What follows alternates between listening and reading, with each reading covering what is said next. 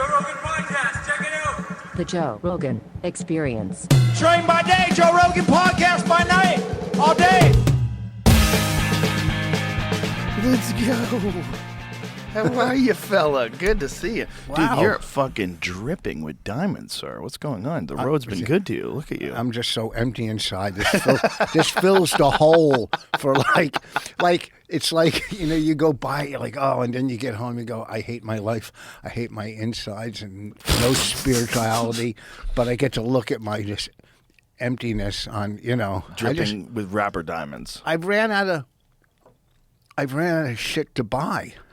So, like, there's nothing. What kind of car are you driving? A Lexus IS 350. Oh, those are fun. It's nice. That's a good car. Bulletproof. Yeah. Never going to break. And it's so fast. And yeah. It's, you know, it's. But this is how fucked it. Okay, so I had the Lexus 350, right? Right. Or whatever.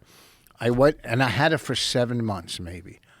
I went in to get it serviced, and I was kind of depressed, so I bought a different car. I said, this is fucked up. So I bought the IS 350. I had the other car for 7 fucking months. I go, you know what? That one looks cool. So I bought that, and then I went in to get it that service, and it was the exact same car a year later, but I liked the newer color, the newer gray. Oh. That gray, that whatever weird gray. Like a slate gray? Yeah, it's like, nice. It looks good. I said, you know what, fuck, give me this car. So I traded. So you keep swapping them out? Yeah. They must love you. Yeah, I'm such a mooch. On one year of my wife's birthday, I bought myself a new car on her birthday. I bought a BMW on her birthday. I went, happy birthday. We could drive around in this. Oh, my God. That probably played off well. Fuck. I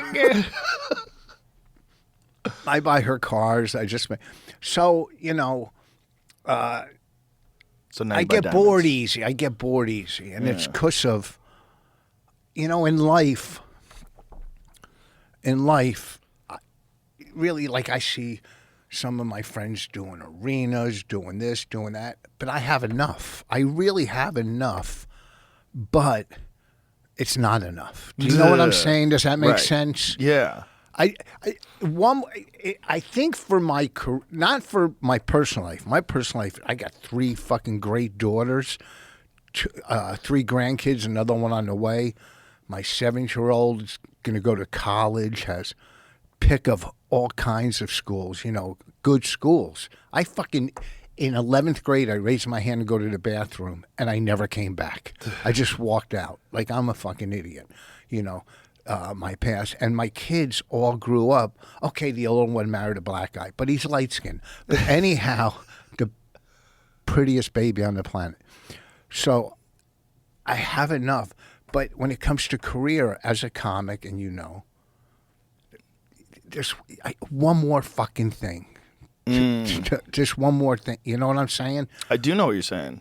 I don't know what it is. You know, I've had specials, not Netflix, but it's like I'm always doing the other club. Right. You know what I'm see saying? What you're saying? I'm always, and I'm very blessed, and I love what I've achieved in this business, but it seems like it's always like, okay, I got a special on Amazon now, but it wasn't, Amazon didn't buy it. We placed it on that. You know what I'm saying? Mm-hmm. So there's always one little thing. When every pilot my wife and I have had together, or I've had, gets this close to getting picked up. You know, like I've heard some of the no's I've heard, they almost sounded like yeses. They were such good no's. I walked out and go, that was the best no today. That fucking no almost felt like a yes. So in this business, do you think you put something in your mind to make all these things kind of fall short? Have you ever thought of that? Yeah, well, that's what my wife says. Yeah. Do you ever thought that, like, maybe the way you interface with the world is like your expectations are tempered, like in a way where you almost want to fail because it's more comforting that it happened again, rather than this new thing of success, which is going to force you to really focus and work harder to get more success. And it's a lot of pressure. and then you think about all the times you fucked up before, and you don't want to hear no again. You don't want to hear it, but you feel like it's coming, and you almost make it come.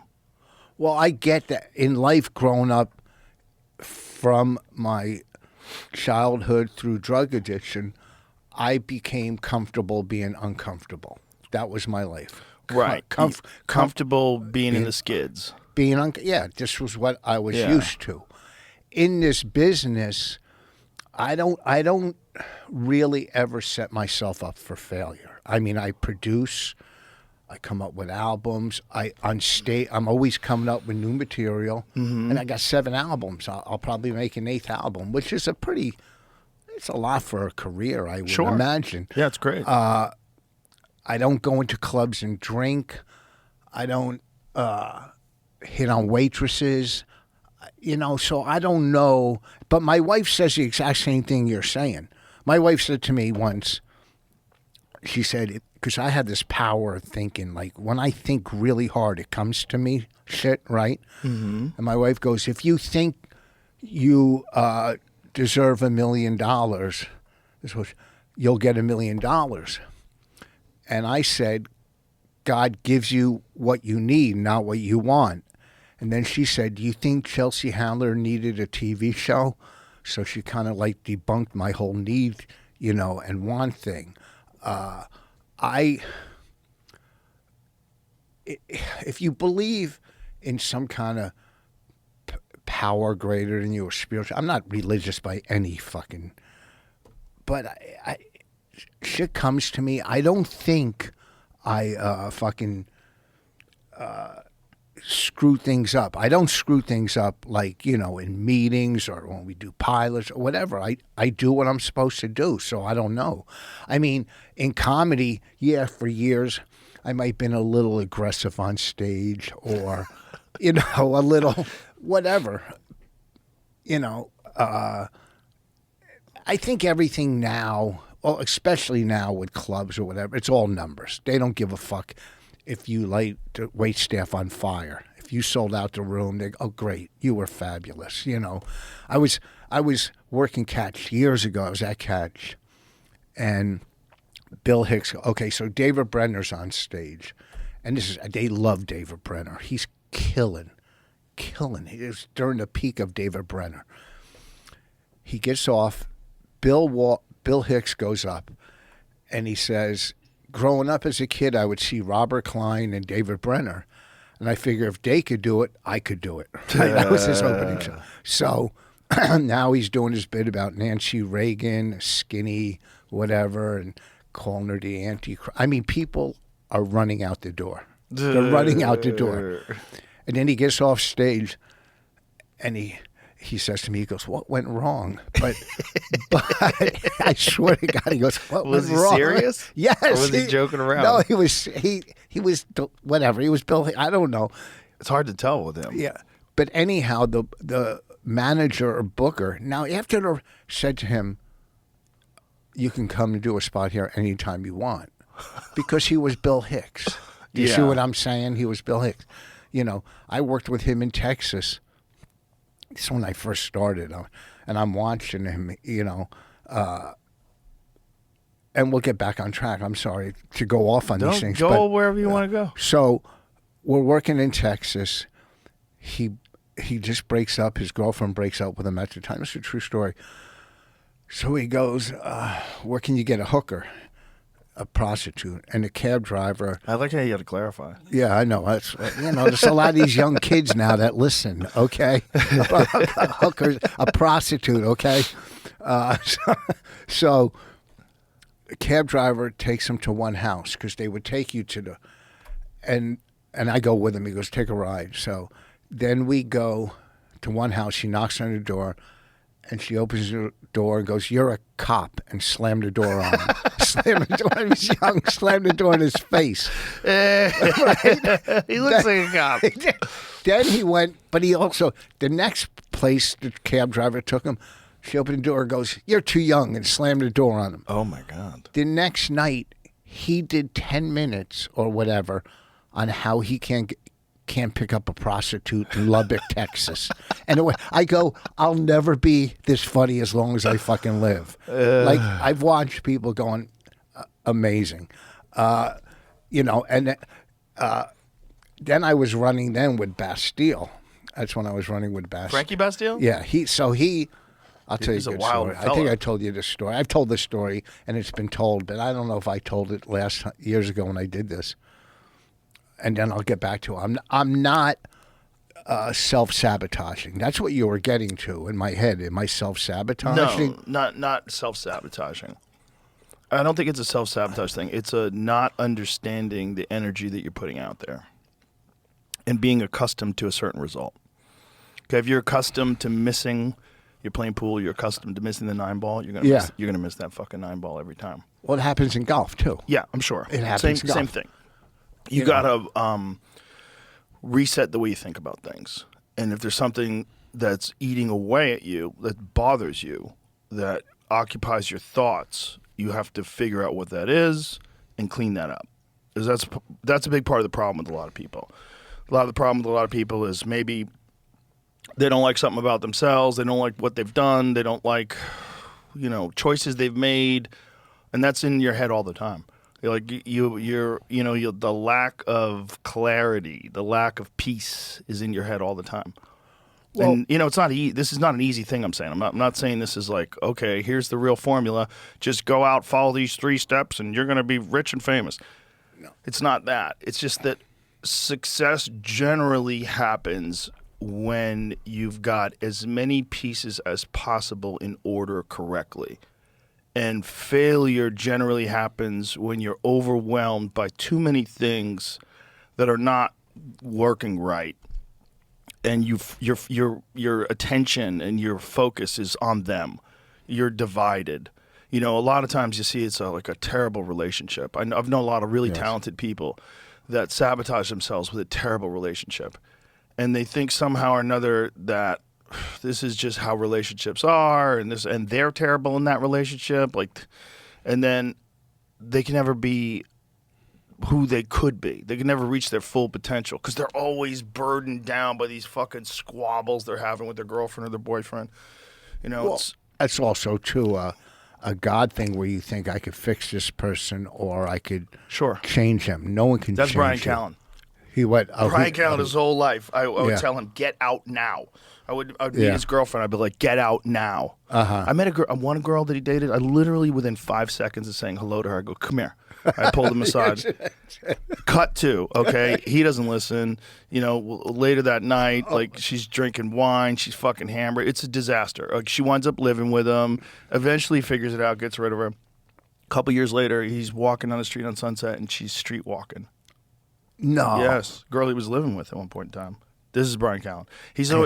He felt abandoned when he was young. And so I believe, I'm speaking for him, and so he's a sweet guy, and he tries to reach out and fix people. Well, here's my Brian Callen story. It's very funny. I was middling for him at Caroline's, which will never happen again because Caroline's is close. I'm middling for him. So I get off stage, and I'm single. This fucking smoking hot girl comes up to me, and she goes, come on, let's leave. Right? Now, I go, I got to sell my DVDs or CDs. I have to sell my DVDs or CDs after the show. I'm sitting there selling CDs, and I see Brian walk out with her right past me up the stairs. I fucked up, but maybe I didn't. Who knows? Well, you definitely didn't because Bonnie's awesome. No, I wasn't. It worked out for you in the long run. But you definitely should have left with her. No, I shouldn't have because that in life is where I was supposed to be at that time when I was there. Okay. I see what you're saying. You know what I mean? No, you're correct. Anything could happen. What if she's a nightmare and then you miss out on whatever $400, $500 you would have made selling DVDs? Oh, I didn't make that much. I never. 100. 100. Even 100. Now you're going to a nice restaurant and eating dinner. Who knows? It's this whole negative thing with my. And this isn't ego by any stretch when I say stuff like this. And my wife's, I know I've earned respect from my peers. I know it because I've done definitely it have. from white to black comics that most white comics don't even know. You know what I mean? You know. Well, you did a lot of those rooms I did back all, in the day. yeah. I ended all those TV shows. I Yep. did them all. Yep. You know, please, I started black comedy. So, okay, you can only hold a white man down so long.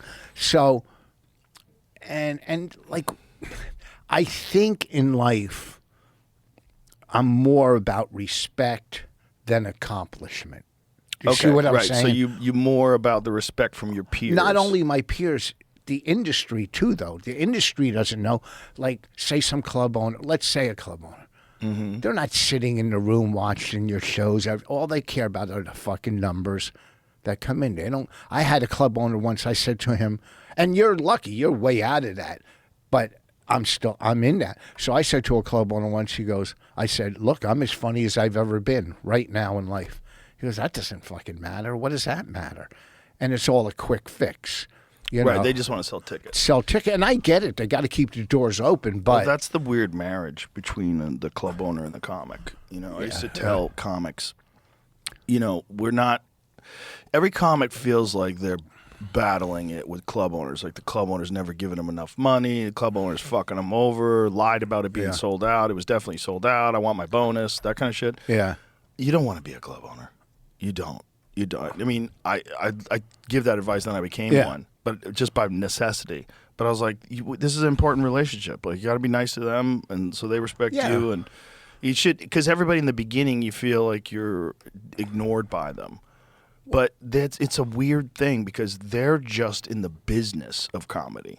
Unless you get like Brian Dorfman and Zanies, he really loves comedy. You know, there's a few. Wendy from Comedy Works in Denver. I'll tell my Wendy story in a few. I love Wendy. Better I be a don't good know. story. So you'll like it. Okay. But my point is, it's like, well, Corey in Rhode Island's one of the best fucking nicest guys on the planet. Rhode Island's? Yeah. What's that one? Comedy Connection. Oh, yes. Mark in Rochester. Yeah. To me, James and Governors. The Comedy Connection in Rhode Island's weird because you're in a bank. I know. So It's strange. okay. They That's turn how a bank into a comedy That's club. how bad the market's doing. Well, that was in the 80s Yeah. they did that. Yeah. That was when I was a kid. It's such a. He fixed the whole thing up. Yeah, it's the great. whole camera system. It's a great club. It was always a great club. Plus, there's not a lot in Rhode Island, so when you go there, Yeah. people are so happy to see you. It's Yeah. and I'm not bad mouthing her, Wendy. I don't know her like this. Okay. So I worked the club twice, and the second time I worked there was Halloween weekend. I mean, there was a guy in the audience in blackface, whatever, you know. So Really? yeah, this was, I don't know, 10, 15 years ago. 10, 15 years ago? 10 years ago. But wait Really? a second. So she wasn't even there the week. Okay. She tells my manager, I did a lot of crowd work, whatever. Yeah. So anyhow, I'm working at Syracuse Funny Bone, and my middle, very funny guy. I think he passed away. He was an older guy, really great joke writer. He's from Denver. He goes, I do a podcast with Wendy. And he sees that I'm closing, and he goes, I'll talk to her.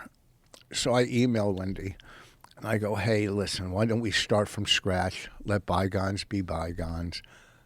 Start over, whatever. I'd love to come back in.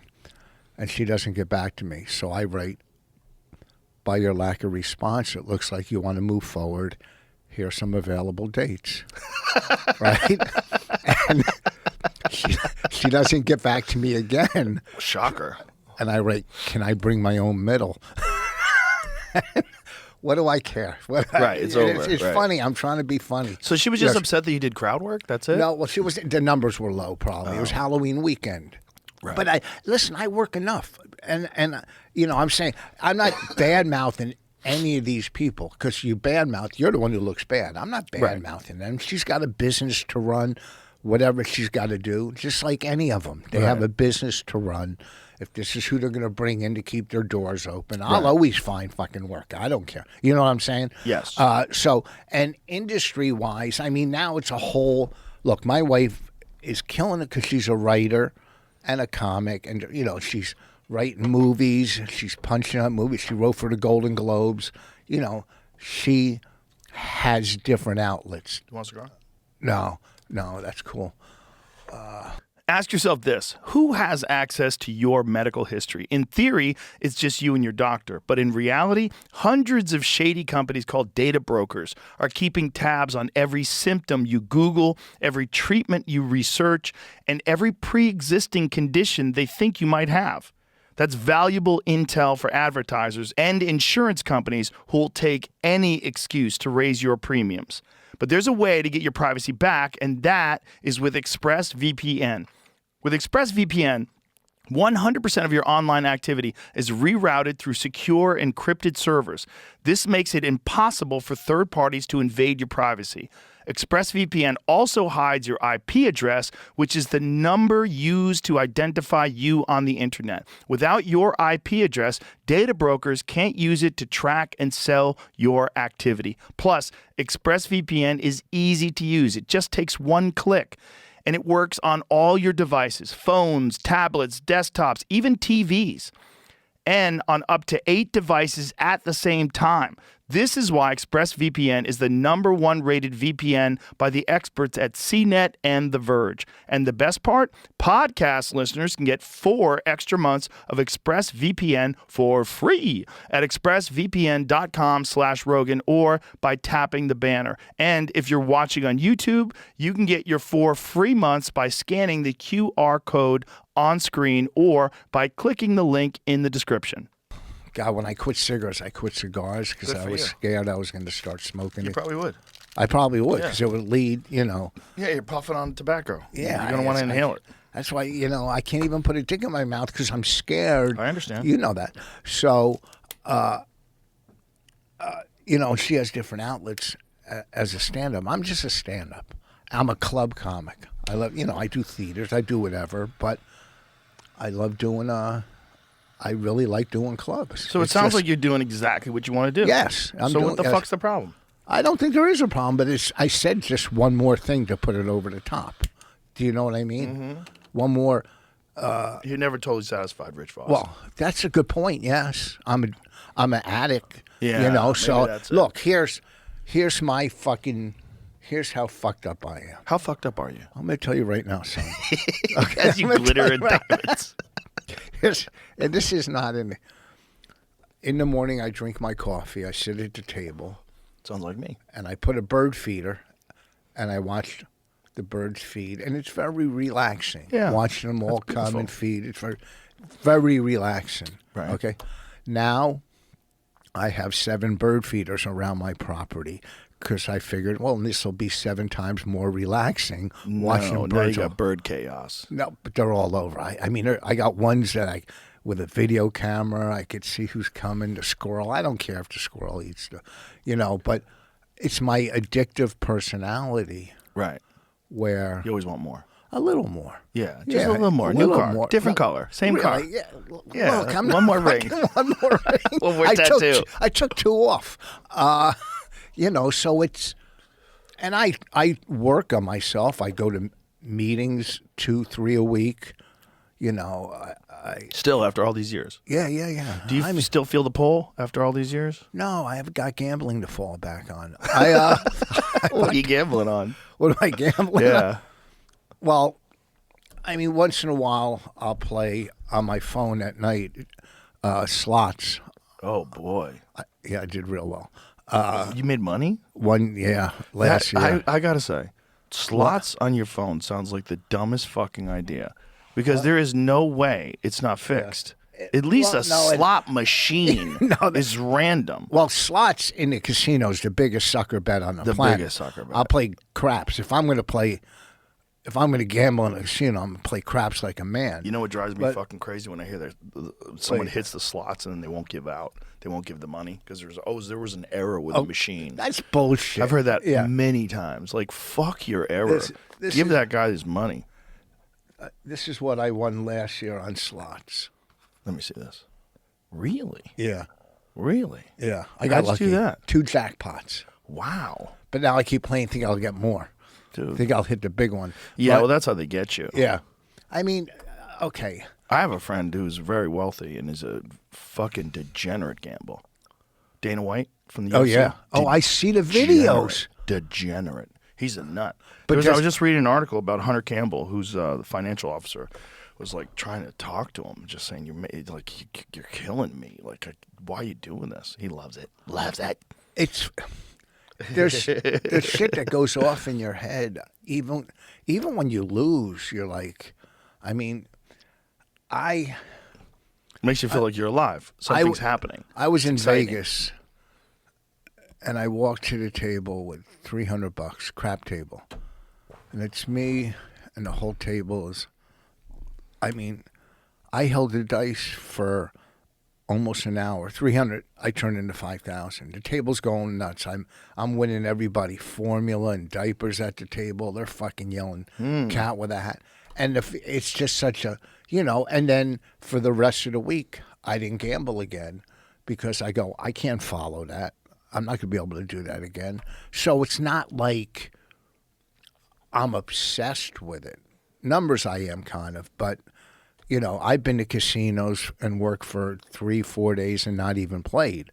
But when I do, it's like me, my wife and I were in Canada and we went to a casino. I go, well, let me go back to the hotel and put my credit cards and money there. And she goes, you can't go into a casino with all your money and credit cards. I go, How does she ask that question? She knows you. yeah, I know. She but- should know you can't. She's fucking with you. Yeah, well, she knows you can't. Yeah, but she doesn't. She should say good for you. Yeah, that's a good point. Yeah, she should say good for you. That's smart. But she didn't know me when I was an addict. Oh. She never saw me when I was out there. Yeah, but I guess I did. I knew you when you were an addict. But Yeah.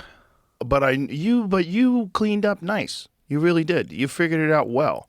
You really did. So like she should know that. Yeah. Not to go to the Be a little bit casino more with. supportive. That's what I'm about trying to say. How about that, Bonnie? You know what? That's what I'm trying to say. I mean, You guys are one of the funniest couples of all time, though. There's Thank like you. a few, like Christina Pazitsky and Tom Segura, Natasha Leggero, Oh, Moshe yeah. Kasher. There's a few, like, people say like comics shouldn't date comics. Well, else? I don't know about that because sometimes it fucking works really well. what am I going to do? Come home to a dentist?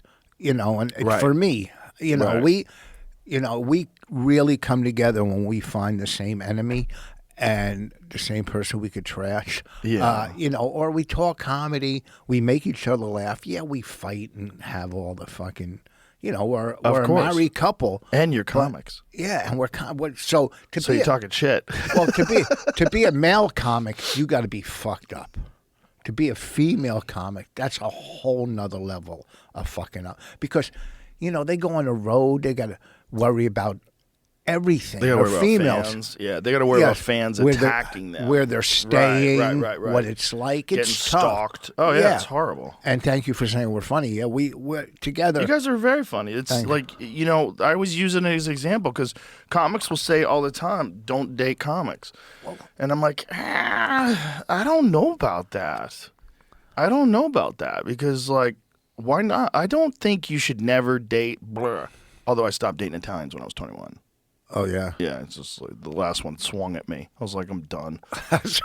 Well, I only dated As she was swinging, I was like, I can't believe she's swinging at me. That's hilarious. Like, while this was happening, her arm was pulling back. It was coming towards my face. Like, I can't fucking believe this is happening.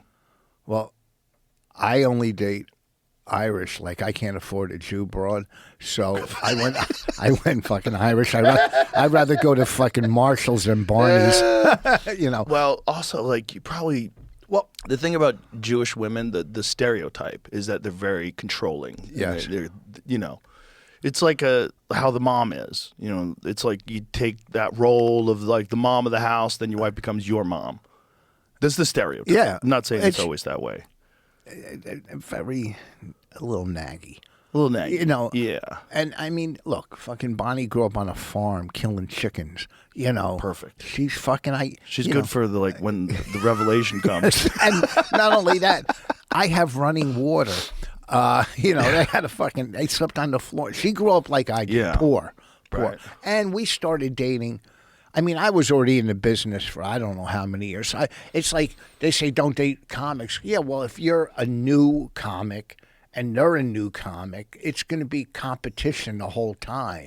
It's going to be jealousy. But I was already established and she was established. Yeah, but it doesn't have to be. It doesn't have to be. It could be, but it doesn't. Like these like hard fast rules, they don't work. It all completely depends on the individual. I mean, how different are comics? Like, how different are you to Shane Gillis? How different am I to Ari Shaffir? Like, we're all different. Even though we're all real good friends, there's no hard rules. No. I luckily came up with one of the strongest crews in New York. Oh, you came up with an amazing crew. From fucking Patrice, Norton, Billy, Bobby, Colin, Kev, little, Kevin Hart. It was an amazing crew. Our crew, and then Bonnie hung Bro, I with knew us. you back when you had Jerry curls. You knew me when I was doing Robin Gibbons bits. You knew. That's right. It was the 80s. You don't remember. You might remember. We were working a one-nighter in Seaside, New Jersey. It was my ex-wife. And me, you, and her took a walk to the boardwalk. We were in Seaside, right on the boardwalk. And it was just me, you, and her. And I think you just came down from Boston. And I don't think you were living in New York. I think you were just doing some shows, some one-nighters and shit. And we did a one-nighter. Okay, I probably first... It had to be... I got 39 years with her. Probably like 38 years ago. That doesn't even make sense because I've been doing comedy for 37 years. Okay, so then I was with Bonnie. So yeah, I mean Kelly.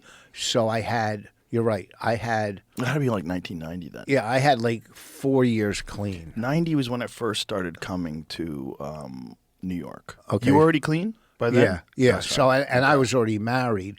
So yeah, I had 5 years clean. So it was maybe like 34 years ago, which could fall or 35. Okay. So yeah, we're working a one-nighter, and I remember walking up the street, me, you, and Bonnie, to the boardwalk. I mean Kelly, Right. Kelly To the boardwalk. to the boardwalk, and it was just some one-nighter.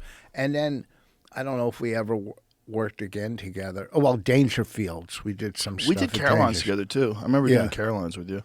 We did. We did a lot of Dangerfield shows together. Yeah. You remember? Did we ever do prom shows together? Yes. Oh Jesus! And those. People should know what prom shows are. So New York has a very weird thing where they take kids from like Staten Island and Brooklyn, and they bring them in fucking buses to Dangerfields, and the show would run from like 7 p.m. till 5 in the morning. No break. No break. Just you would go one show and you get paid by the show. It was like it was good money. I forget what it was, but it was like you get paid by like you can make a couple grand in a night if you did the whole night. So you would do stand up from 7 p.m. to like 5 a.m. But sometimes some of the shows were the same. Some of the same crowd. Most of the shows. Yeah. Yeah. Yeah. They didn't move the people out. They just pushed new kids in. And they wanted you to do the same jokes so that the kids would leave. It's the best time to be a basketball fan. All the thrills and playoff drama. Done sitting in the sideline and ready to win some real cash? Well, check out Pick 6 from DraftKings. When it comes to basketball playoffs, DraftKings Pick 6 posterizes the competition, including prize picks. When you hit all your picks, you'll score higher minimum payouts on Pick 6 than flex plays on prize picks. And best of all, you'll win even more cash if you outscore the competition. Track your picks for a shot at huge cash prizes. That's all there is to it. Pick 6 is available in most states, including Missouri, California, Texas, Georgia, and more. Don't settle for a smaller payout. Switch to Pick 6 and cash in your basketball knowledge. New players get 50 in Pick 6 credits instantly on just a $5 entry. Basketball playoffs are here. Cash in with Pick 6 from DraftKings. Download the DraftKings Pick 6 app now and use the code Rogan. That's code Rogan for new customers to play. $5, get $50 in Pick 6 credits. Better payouts, bigger wins, only with Pick 6 from DraftKings. The crown is yours. Gambling problem? Call 1-800-GAMBLER. Help is available for problem gambling. Call 888-789-7777 or visit ccpg.org in Connecticut. Must be 18 and over. Age and eligibility restrictions vary by jurisdiction. Pick 6 not available everywhere, including New York and Ontario. Void where prohibited. 1 per new customer. Bonus awarded as non-withdrawable Pick 6 credits that expire in 14 days. Limited time offer. See terms at pick6.draftkings.com/promos. So we were doing proms at Dangerfields, and this is all young kids and getting ready to go to college. And Ronnie goes on. He walks on stage in a robe, drunk. He's not doing comedy. He's bumming the crowd. He's talking about his divorce or death. Oh, no. And all these kids are they're all looking at him like the jury from My Cousin Vinny when they were looking at the stuttering lawyer. Their eyes were just going, what is going on with this man? Wow. Right? And it was the most depressed. And then I think Brian Regan had to follow him. And the fact, I mean, if you look at your career and some of mine and Brian Regan, we were doing prom shows. Yeah. There was a contest at Rascals, and I think the winner got to do comedy on a plane.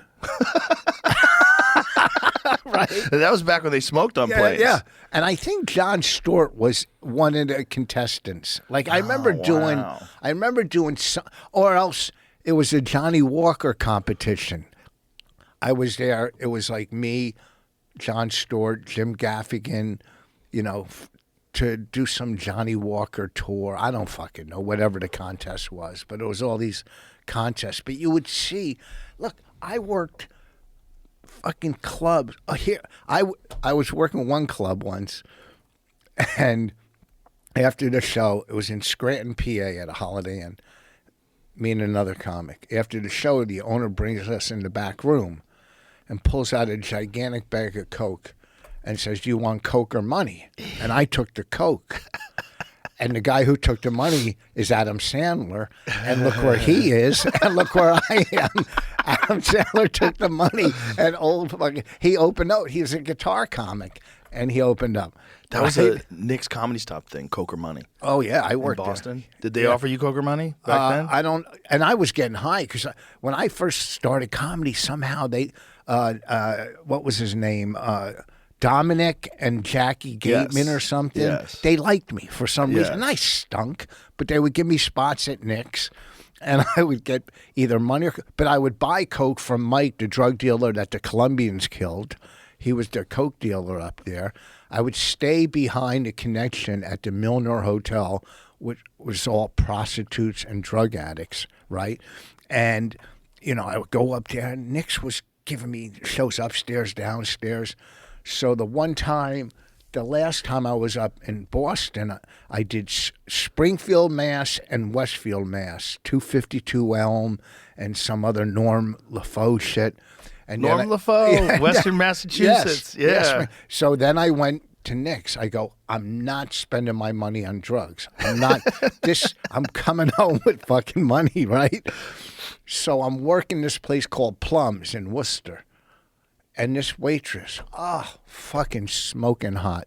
After the show, because I did some Coke bits, she goes, "You do Coke?" I go, "Yeah." I go. Do you know where I can get any Coke? And we couldn't get any Coke in Boston. We drove from Boston. I went back to New York, bought a bunch of crack. We got a hotel, smoked all night. We had sex, this and that. And it was Saturday night. And I'm 40 minutes from home. And I have one more show in Boston on a Sunday. And I have to drive her all the way back to Boston. No money left, maybe $10 or $20. Just enough to get back to Boston, do my show. Luggage in a fucking paper bag. We stop on the way up in Hartford. We try to buy Coke or heroin, and we got ripped off. She's crying because she's going to lose her job. Fucking blood started pouring out of my nose as we're driving, just pouring out. I'm like, oh, Jesus Christ. I swear to God, right? Right? Well, and then she goes, my sister wants an ounce of Coke. So I was going to set her up and rip her off and, Oh, boy. Get a free ounce of Coke. Well, anyhow, 2 weeks later, I end up in rehab.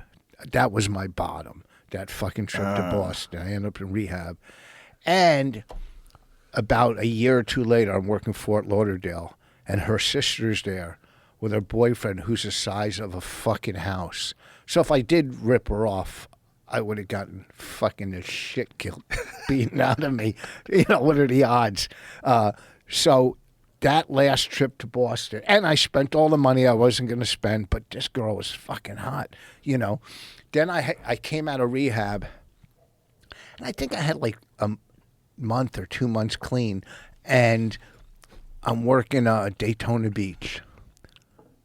This fucking where I don't know. I had bad teeth, fucking Jerry curl, and my wife says this. She saw videos of me from Rouse, and she goes, "You're such a mess, but you had so much confidence." And girls like confidence, right? Because I would be on stage, fucking rotten teeth and fucking grease dripping out of my hair.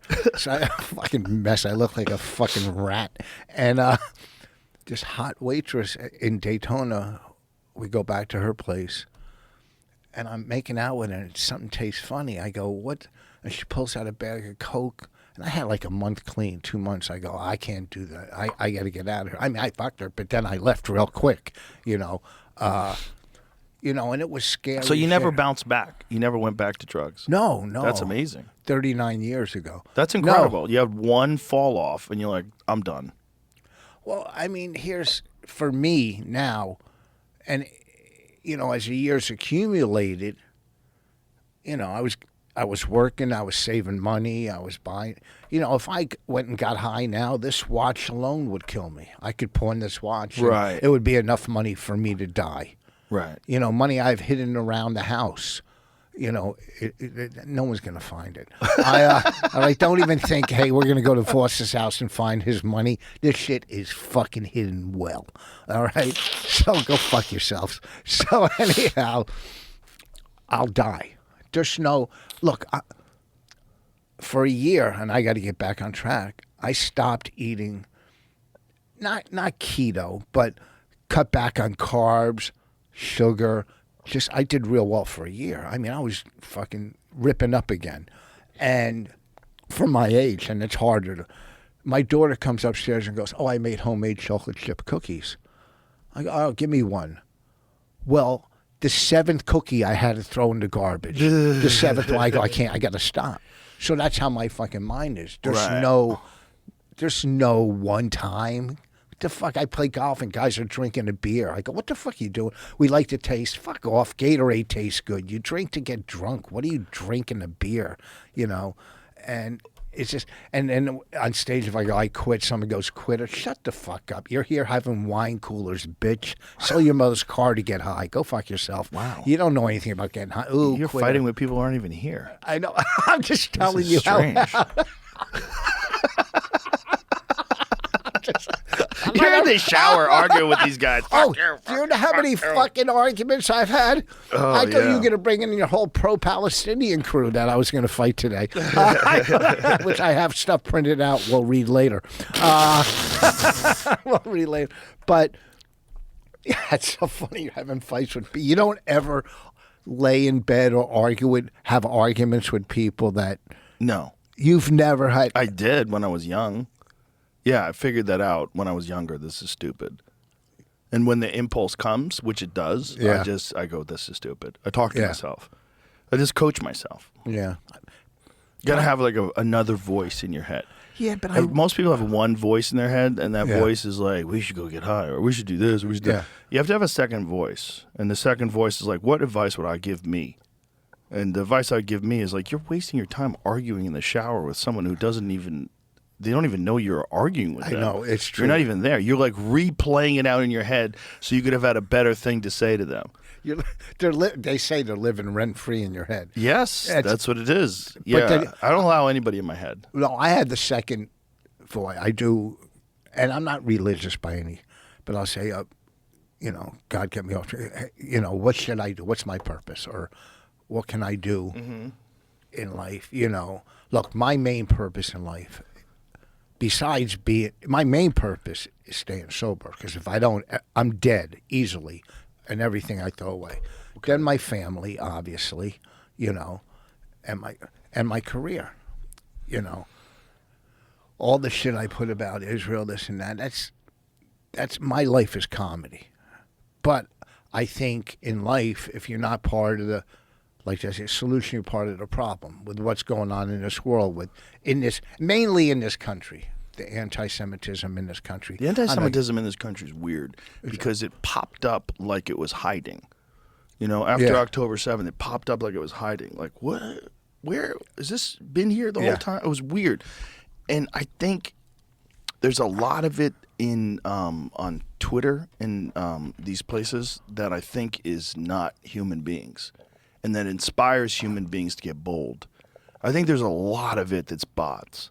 There's a lot of it that's I see these. I've like when someone says something outrageous on Twitter, I'll go to the account and see like what they're doing and sometimes I go, oh, this isn't a person. Like you can figure it out after like a couple of pages. Like this is not an actual person. This is a person that jumps onto every controversial subject and says something insightful. And they do it over and over again. And you see it with abortion, you see it with immigration, you see it with voting, you see it with the rigged elections. Like there was an FBI analyst who took a look at Twitter before the purchase, and he said, I think it's as much as 80% bots. I think we're getting played as a civilization, back and forth. I think so many people are vulnerable to like following a narrative. Well, and I agree. And I've said this, and I believe in free speech. When we talked about this, you didn't agree with it, but I didn't agree with free speech? No. What I said about the internet, that some people in life use that shouldn't have a platform in life because they're nuts. They're nuts. Like if you had someone in the audience that's nuts, you're gonna take them out. You're gonna get rid of them. Right, but that's the difference between an audience and the internet is you don't have to engage with the nuts. Okay, but there's people that are following these nuts. Okay, you take whatever's going on in the Middle East, whatever side you're on, Israel, Palestine, whatever. Why are college campuses letting this happen on campus where Jews can't go to class, where they're being harassed, where they feel threatened? Well, a lot of that stuff is funded. Yeah, it's funded by Qatar or whatever.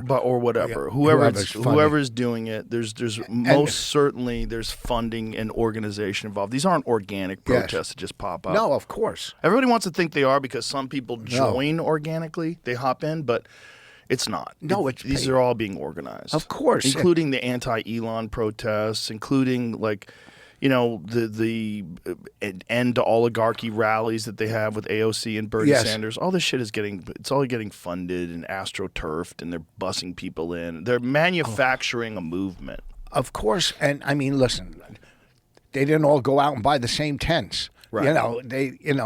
There's I don't know how many that are getting funded, and then they bring in. It's just like. The tents are crazy. We're going to camp out for Palestine. Okay. Yeah, it's just like, I don't want to get into the 80s and foreclosures on farms, Farm aid. When banks were foreclosing on farms, Jews were going, look, the Jews are foreclosing on our farm, the Jewish bankers, and they weren't even the bankers doing it. It was the WASP bankers. Jews barely worked at Chase Manhattan in the early 80s or 70s. So, but they blame the Jews. But they blame because it's easy to go after, that. So throughout the Midwest or the South, it's easier to build up hatred or a group to go after a smaller group going, hey, these people are closing on your farms. These are the people that are doing it. And these people don't have the knowledge, and the hate just grows and grows from generation to generation. Right. Does that make sense? Yes. So, same with, you know, look, I got shit I printed out. I'll show it later, maybe. I don't know. I mean, listen, I'm a comic, but I really, you see what I post sometimes. I post some shit, and I'm not anti. You're pro-Israel. I'm just pro-Israel. You're pro-Jew. I'm pro-Jew in this country. And I'm not religious by any stretch. I don't fucking. I think it's a holiday now. It's Passover or something. I don't fucking know. I'm not religious. My cousins were. My family wasn't. Black. You think about it as a people. I think about it as, yes, as a people. You know, if what was happening in this world to black people or gay people, these colleges would put an end to it. It would stop. All right. If people were ripping down posters of hostages, of black hostages or gay hostages when that was happening, it wouldn't happen. It wouldn't. Yeah, that happen. was crazy. That was crazy where people were upset that people wanted people to bring the hostages home. Like these hostages, some of them were aid workers. Yeah. Some of them were people that like lived there so they could help people in Gaza. The whole thing is so crazy. But I wonder, like, how did they get turned that way? Or were they, like what I said, like they were in hiding? There was like See, as a person who's not a Jew, I would hear about all the anti-Semitism. Like, yeah, there's always going to be some, but maybe everyone's exaggerating. But then when after October 7th, it was just like, oh, what Jesus, the fuck? it's fucking everywhere. Are you? What's your background? Irish? Italian. Italian. Yeah, mostly 1/4 Irish. Okay. If every surrounding country hated Italians. Oh, I get Italy, they're going to fight back by any means necessary. I 100% I'm gonna show you. get Can it. I show you some stuff? Okay. Pictures? Now we don't have to do it. We can talk comedy. I don't know. I got to do a little of it. A little. Whatever you want. I don't care. Do whatever you want. I'm joking around. But yeah, no, I understand. And I think that's also one of the things that people like. My wife should keep away. Go ahead. When people get angry about Jews is because they think that Jews always stick together. And they like Jews above all else. And then it's like, hey, fuck those people. You know, there's like that walled garden approach, you know. If the Jew, What do you got there? You got a manila envelope like you're in fucking court. Look at this. Relax. I come What do you prepared. got? Charts? Yeah, well, here's. Did you bring graphs? What's that first page? Is that a photo of Israel? What is it? You got a map? You brought maps? Look at it. He Look brought at the shit. yellow. He brought maps for me. Look at This is look the at size dumbest of- shit I've ever No, seen from wait you. till Look at the dot. Look at the size of Israel. Yeah, it's very small. Look at who they're surrounded by. Yeah, they're surrounded by enemies. a bunch of Muslims. All right. Not a good spot to be if you're a Jew. So would They should have probably moved to a different spot. they should have. It's like, you know what I mean? No, It's I like got other better stuff. I just start off with the weaker stuff. if you're a black guy, you move into a KKK neighborhood. That's like you're gonna have problems. Yeah, I mean, so It is kinda crazy. Wouldn't you think, by any means necessary, they're going to do what they fucking have to do to survive? Yes, I totally Okay. think they would, and I understand that aspect of it. Is that your phone? Yeah, I got to turn it on. dare you. Sorry, my dare you. wife. I don't know how she got my number. Start the car. It is crazy when you look at the map. It's not just that they're surrounded, but they're surrounded by everyone. It's all Everyone. enormous countries. I mean, look, All the way up. It's interesting. You go down Saudi Arabia, at the end of it, you forget. Oh, it's Ethiopia's right there. and then I mean, Turkey hates Israel. Fucking Iran, they're being attacked by 4 or 5 different nations at once, and everybody's going, well, they're committing genocide. First of all, those numbers are coming from Hamas. Where do you think those numbers are coming from? Okay, but the drone footage isn't coming from Hamas. The drone footage is real. Like if you cover like Gaza with a drone, there's nothing left. It's pretty nuts. Well, I bet you if they released the hostages October 10th, none of wouldn't this happen. shit would have happened. That's true. None of this shit would have happened. During the Clinton administration, Arafat was in the White House probably 6 or 7 times. The head of the CIA during the Clinton administration visited the White House twice. Arafat 6 or 7 times. And they offered a 2-state solution. Clinton, that would have been Clinton's legacy to have peace and a 2 states. But Arafat kept turning it down because Arafat's a terrorist. And if he does that, what purpose does he serve? What purpose? As he's Is it that simple? Well, to me it is because I'm not the smartest. But That's part of the problem. Well, part of they- the problem no, with Israel and Palestine, and I've sat down and thought about this conflict. Not that I'm an expert either, but it's almost insurmountable. It's been, and then now after October 7th, with all the bombings and when they leveled Gaza, it's like, how do you fix this? It's like you've created whatever the numbers are. Yeah. Whether it's 70,000 people or 20,000 people that have been killed that are innocents, you've created so many more potential terrorists Yes. because so many of the children of those people and the brothers and sisters and relatives of those people. So it's like reinforced this desire to fight against Israel.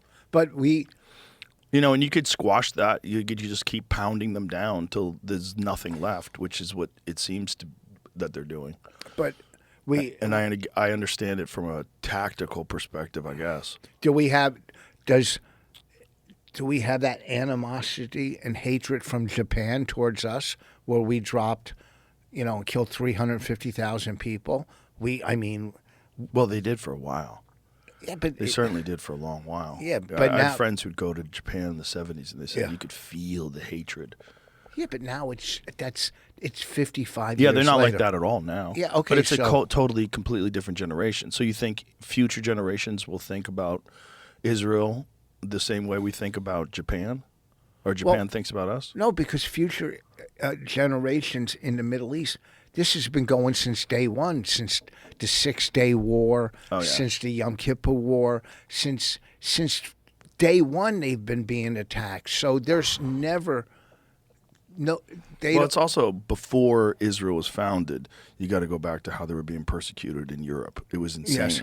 There's this guy Daryl Cooper's a lightning rod for controversy, unfortunately, but he's got an amazing podcast, and he's got this series called Fear and Loathing in the New Jerusalem, and it starts out with the Jews being persecuted in Europe, and he takes you through what it would have been like for those people, and the gangs of people roaming down the streets, raping women, beating men to death in the streets.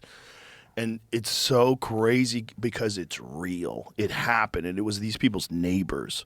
And, this was why they got so many people to move to Israel in the first place. Yeah. Because when they said, look, we're setting up a state for Jews from all these Eastern European Jews are like, okay, we're in. And they moved. And then you had and they've also been there since Christ. They've been in Israel. Jews have even been before that, right? a couple of weeks.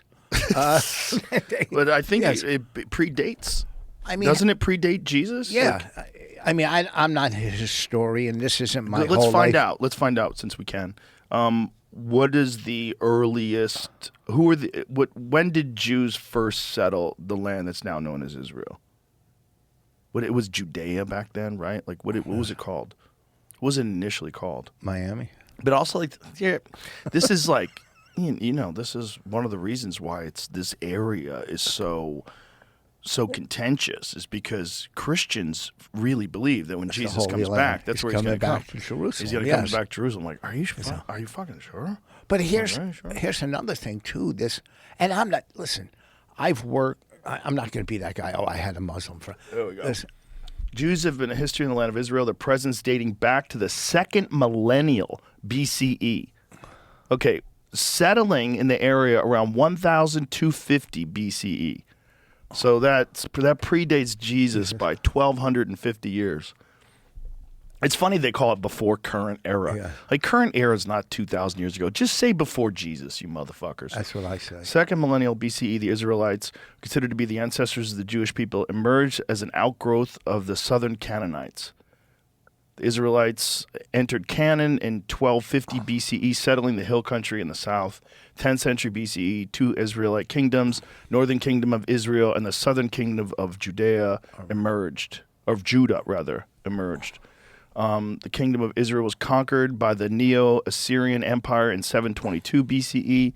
And in 586 BCE, the kingdom of Judah was conquered by the Neo-Babylonian Empire. 538 BCE, the Persian Cyrus the Great ended the Babylonian exile, and the Jews returned to their homeland. So they've been there since 538 BCE, started at 1250 BC, so they were there before anybody. Yeah. The Romans destroyed the Second Temple of Jerusalem in 70 current era, leading to the Jewish diaspora. Wow. Crazy fucking history of controversy in that one place. 48, the State of Israel was established.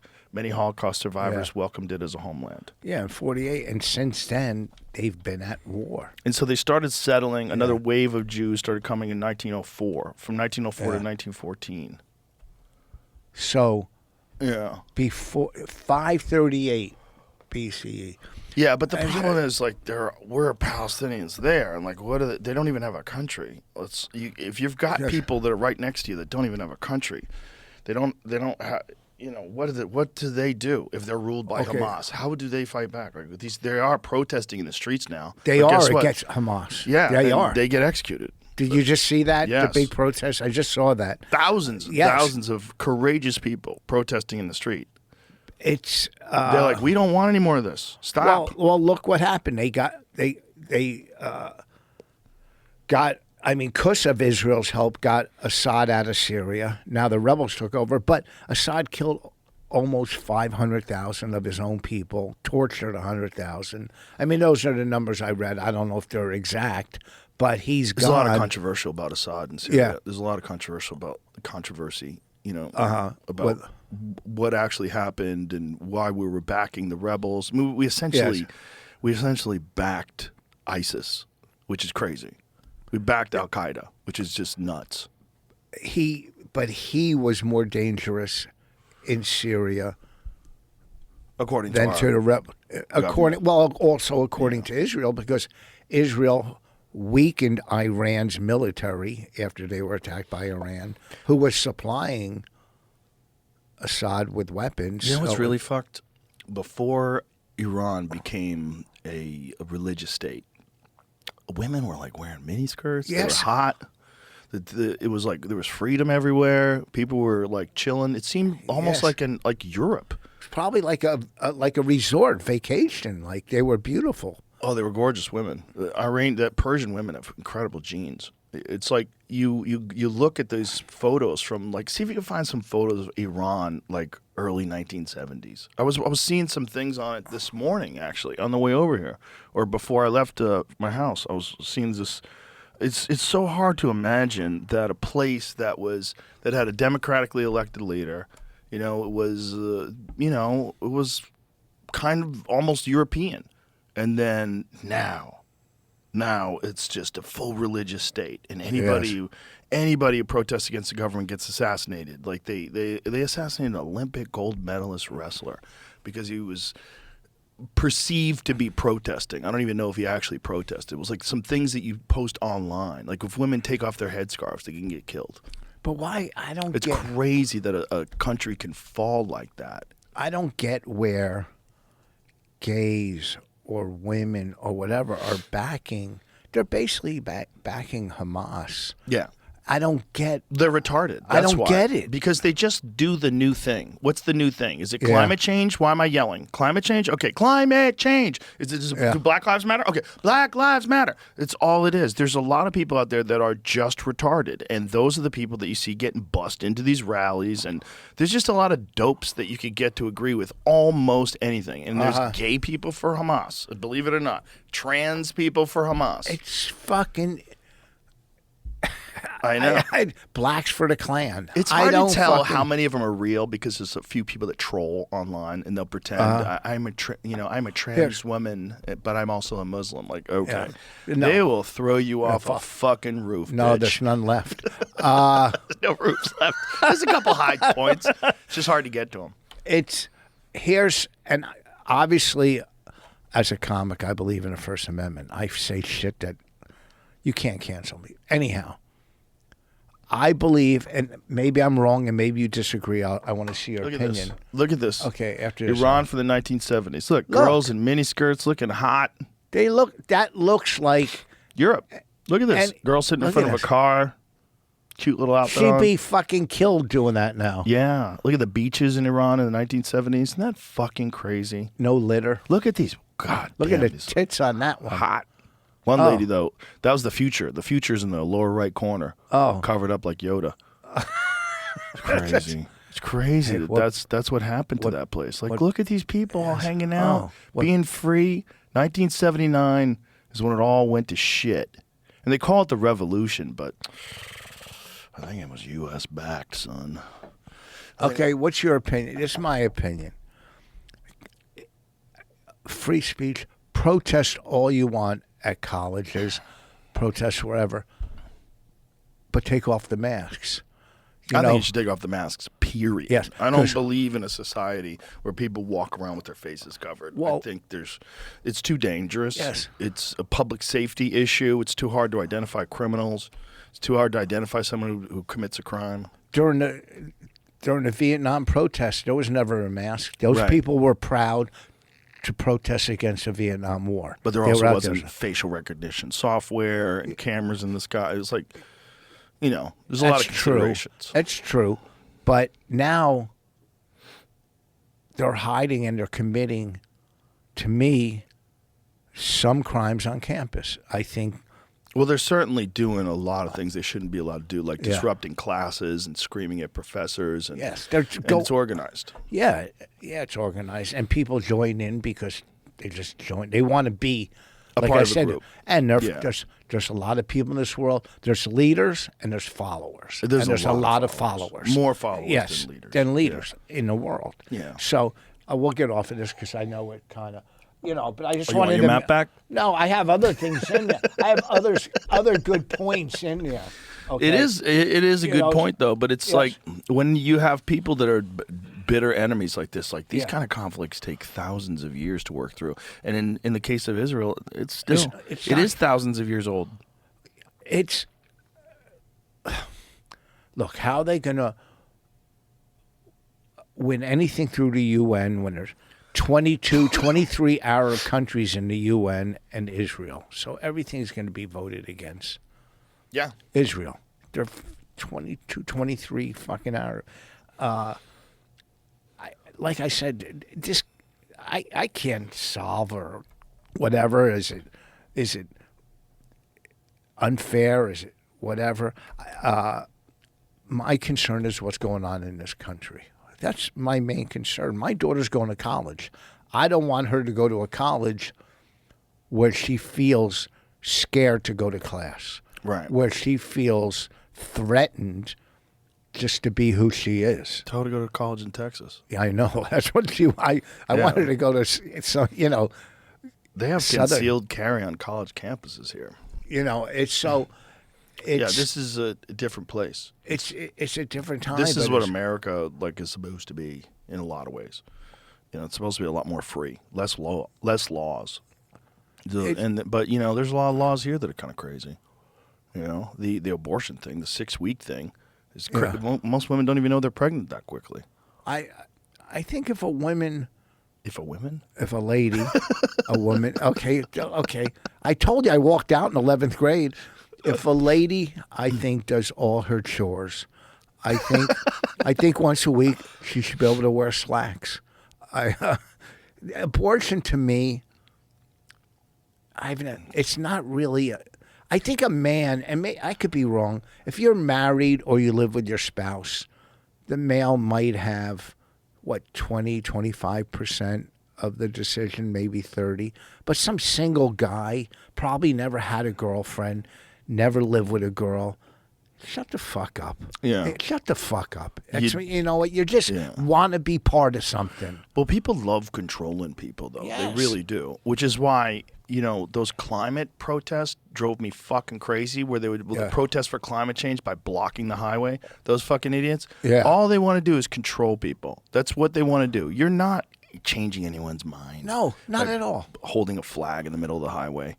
You're just Yes. pissing people off, but you're controlling people by stopping traffic, and that's what people like to do. They like to control people. And they don't know if somebody's given birth or somebody has to get to the hospital or for anything. 100%. It's all self-centered. Fucking, I'm more important than you. Yes. Throwing paint on somebody with a fur. They should turn around and fucking beat the daylights out of them. Or these fucking climate people walking into the Reich Museum or the Van Gogh and throwing paint on a fucking or gluing yourself to the wall. Yeah, like, what it's crazy. And then again, You see what they did at the Porsche dealership? They glued themselves to the floor, and the Porsche dealership, they just shut the lights off and left them in there. Oh, really? Yeah, fuck you. They came back the next day. They glued their hands to the floor, like that they're going to stop everything, and they were like, okay, good, we'll just shut the doors. Porsches shut are the doors, leave them in there to shit themselves.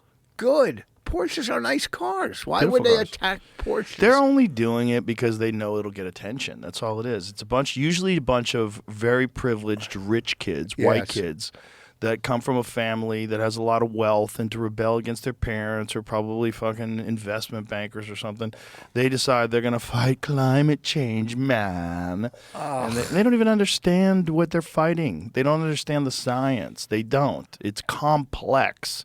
It's multi-layered and nuanced, and there's a lot of propaganda that's attached to what they call the green agenda, because the green agenda, like all things that are big and public, is profitable.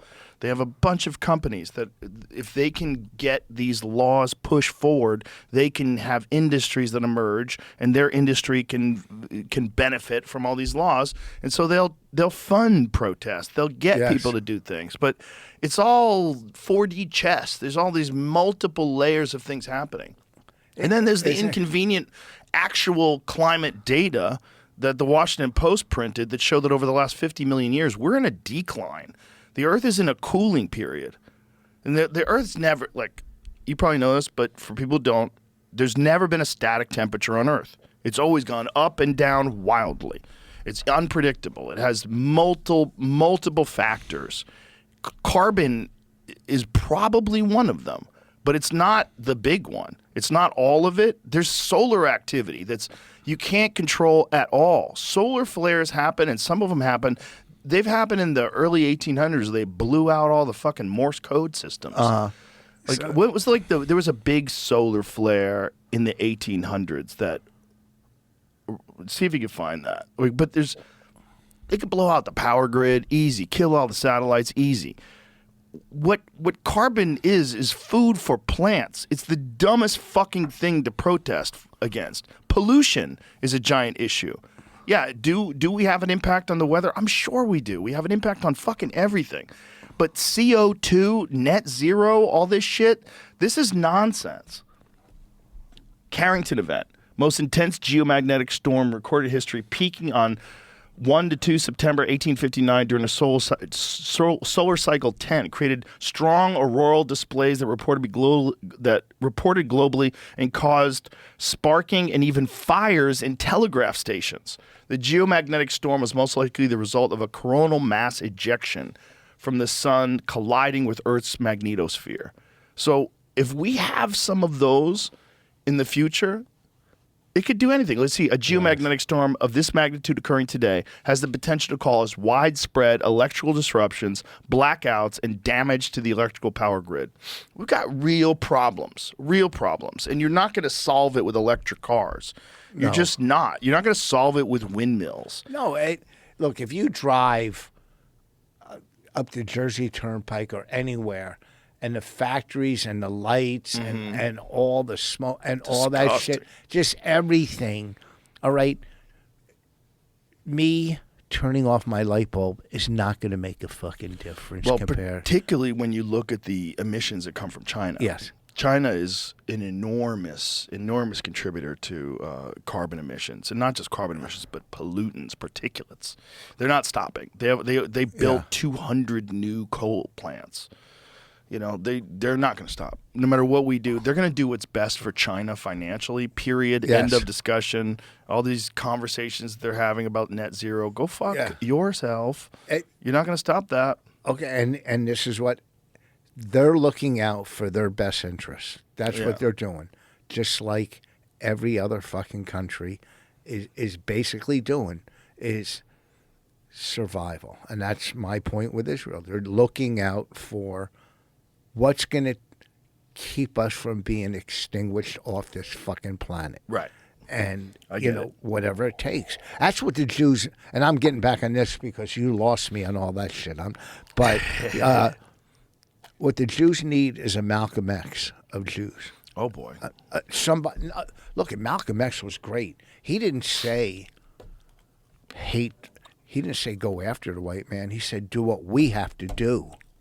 Why don't you do that? Why don't you be the Malcolm X for the Jews? Ah, Maybe that's your calling. My vocabulary.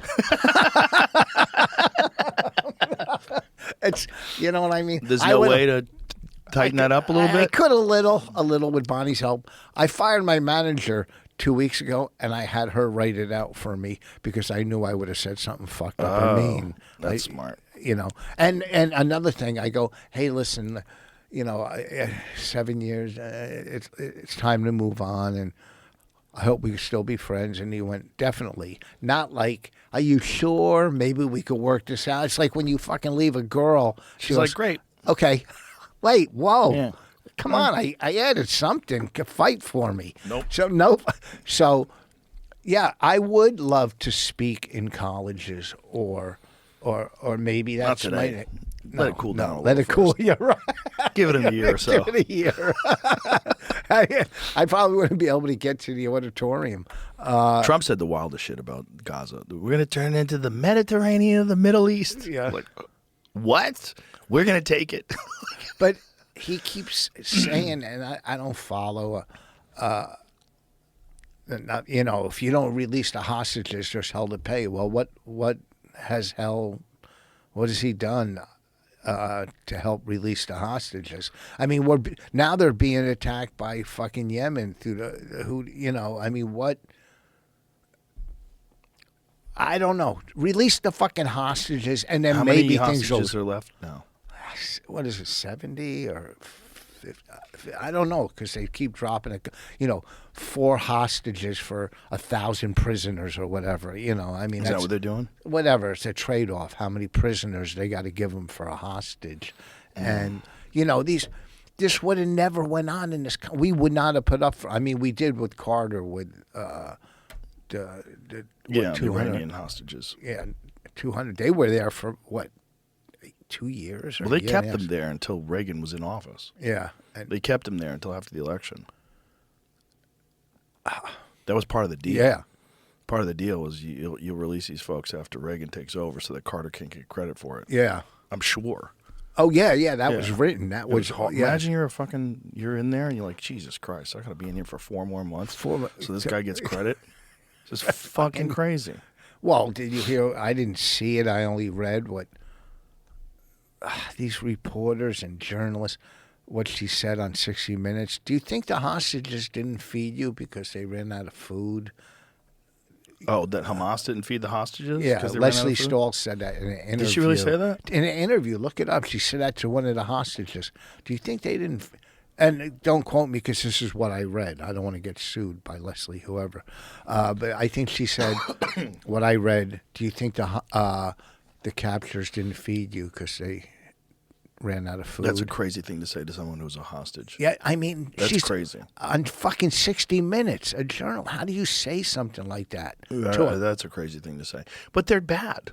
The problem with these 60 Minutes journalists is the same problem with what they did with the Kamala Harris interview, where they took a bumbling answer and edited it out and put an answer that she gave to something else in its place to make it look like she gave succinct, clear-cut answers. That's not really journalism.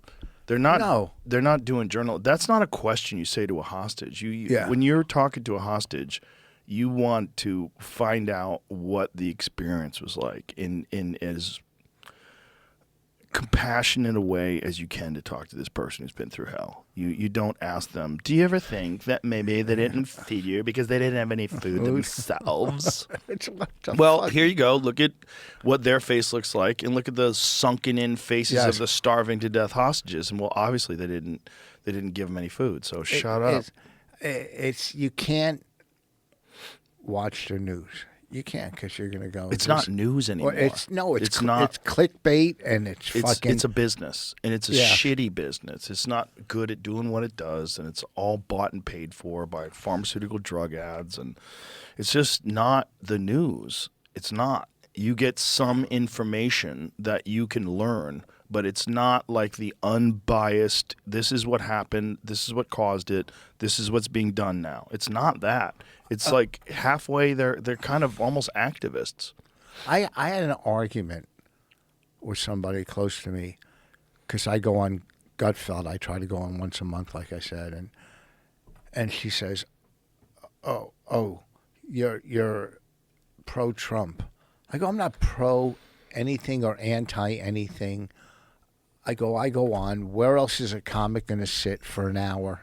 Try to be funny. On TV? Yeah, on TV. For an hour. There's not be much funny. left. There's not. And it's definitely not going to be on the left because they're not going to let me say the things that I get away on the Gutfeld show. And it's a great show. I mean, it's if you say something funny, they laugh. It's, to me, the closest to Tough Crowd. Right. To me. I see what you're saying. And not quite, so, but I know not quite, but it's, I mean, it's fun. and it gets whatever views. And I said to this person, you work with the pharmaceutical companies for 30 years, and you're going to tell me. Did they really? Yeah. And you're going to go on your high horse about me doing a show that's going to help my career and build numbers.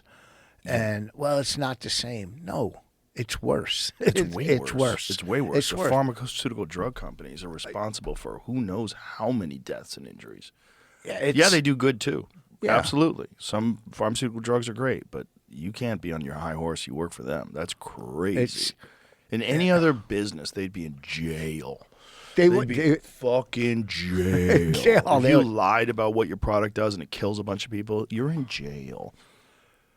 Can we talk about one of the reasons I'm here? I don't know if you remember this. I hope you do. I had this torn rotator cuff. Mm-hmm. And you said, come down. Yeah, we're going to get you some stem cells. Now, what's the BPC? BPC 157. Is Yeah, that it's better? peptide. Which is better for it, the stem cells or the BPC? There's no one better. They're all very good. BPC 157 it's called body protection compound 157. It's a peptide that helps heal soft tissue damage. So do stem cells. All those different things are good. Because I'm not getting my shoulders operated on. It's like a 6-month. It's rough. And it doesn't always work. So what exactly is wrong with your shoulder? Well, this is a torn rotator cuff right Okay. here. I even brought the disc, the X-ray. Oh, great. Did you do any exercises for it? You do any rehabs for it? Not yet, because I was waiting to do this to see where this took me, Oh, okay. and then how I would go from there. But you know what I mean? exercises are always good, like bands, like band Yes. work, where you Yeah. do these kind of things where you keep like a towel pressed to your Yeah. body so you're holding it in place and do these like rotations with bands. Like all those things are good just to keep everything strong anyway. Do you do any of that stuff? Not those yet. I you ever haven't. I hang- tried You to. ever hang from a chin-up bar? You ever do this? Like No, hang- for a torn rotator. Yeah, just to strengthen and to release some pressure in your shoulders. You ever Oh, do any of really? that? Yeah. No, I could. It's good. It's good for shoulder health in general to hang from a chin-up bar. And if you can't hang, what you do is like get on a box or something that brings you to the height of the bar Yeah. and just hang a little. Just get some weight on it until you can hang fully. I mean, look, I could still play golf. I could swing like this. That's good. But So this that's not hurts. totally fucked. Okay. So Well, when I went to the doctor, There's a lot of things you can do, rehabilitation Yeah. things you can do that'll help you. here's the only thing, and I could be wrong. You'll know when they said, rehab to build up the muscle, but I'm 67. How much more muscle am I building? If you're up? 167, you can build muscle. Yes? That's a silly way to look at it. Oh, really? Yeah. Okay. 100% if you're alive. Yes. And that means your body's recovering. Yeah. So that means your body's generating tissue. That means you can build muscle.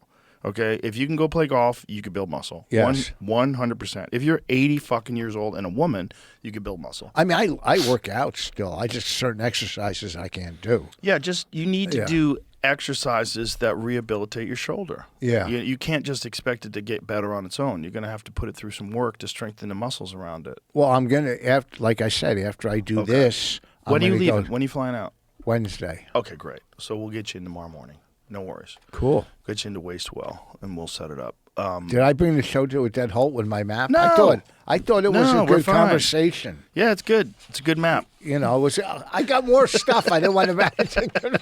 Listen, I printed out a bunch of stuff. I don't want to go back and have my fucking dumb Jew friends going, "Hey, you didn't bring anything Oh, is up." that what they do? Yes. Well, stop talking to them.